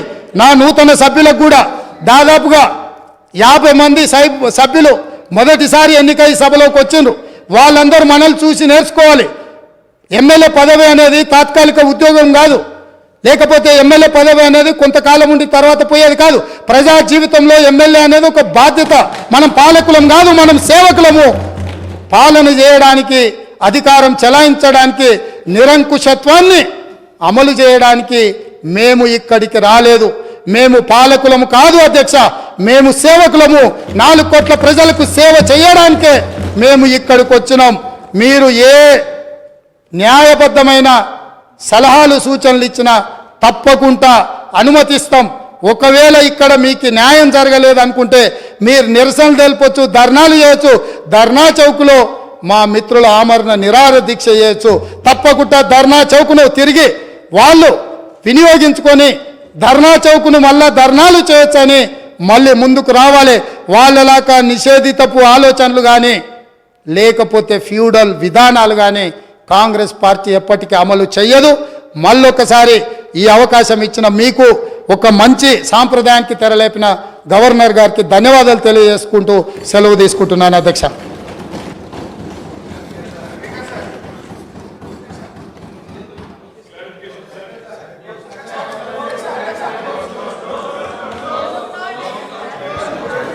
మీరు చాలా ప్రజాస్వామ్యంగా ఉంటారు కదా, నో అని ఎందుకంత భయపడుతున్నారు? ఓపికగా ఉండండి, ప్లీజ్ వెయిట్. మీరు చాలా డెమోక్రటిక్ అని చెప్పుకున్నారు కదా ఇప్పటిదాకా. డెమోక్రసీ మాటల్లో కాదు చేతల్లో కనబడాలి. Please wait. వాళ్ళిద్దరే కాదు, ఇంకా సభ్యులు ఉన్నారు అధ్యక్ష. వాళ్ళు పదే పదే మాట్లాడుతూనే ఉన్నారు కదా అధ్యక్ష. మిగతా వాళ్ళకు కూడా ఏం అవకాశం పాపం. ఫ్లోర్ లీడర్ ఇవ్వలేదు, ప్రసంగానికి కూడా ఇతరులకు ఇవ్వలేదు. అనుభవజ్ఞులు అయిన ఉన్నారు పాపం. కరెన్ శ్రీహరి గారు చూసి అవకాశం రాక లేచి బయటకు వెళ్ళిపోయినట్టున్నారు. దయచేసి మీరు దానికి రీజనబుల్గా ఏదైనా ఉంటే మిగతా సభ్యులకు కూడా అవకాశం ఇవ్వండి అధ్యక్ష. మీరు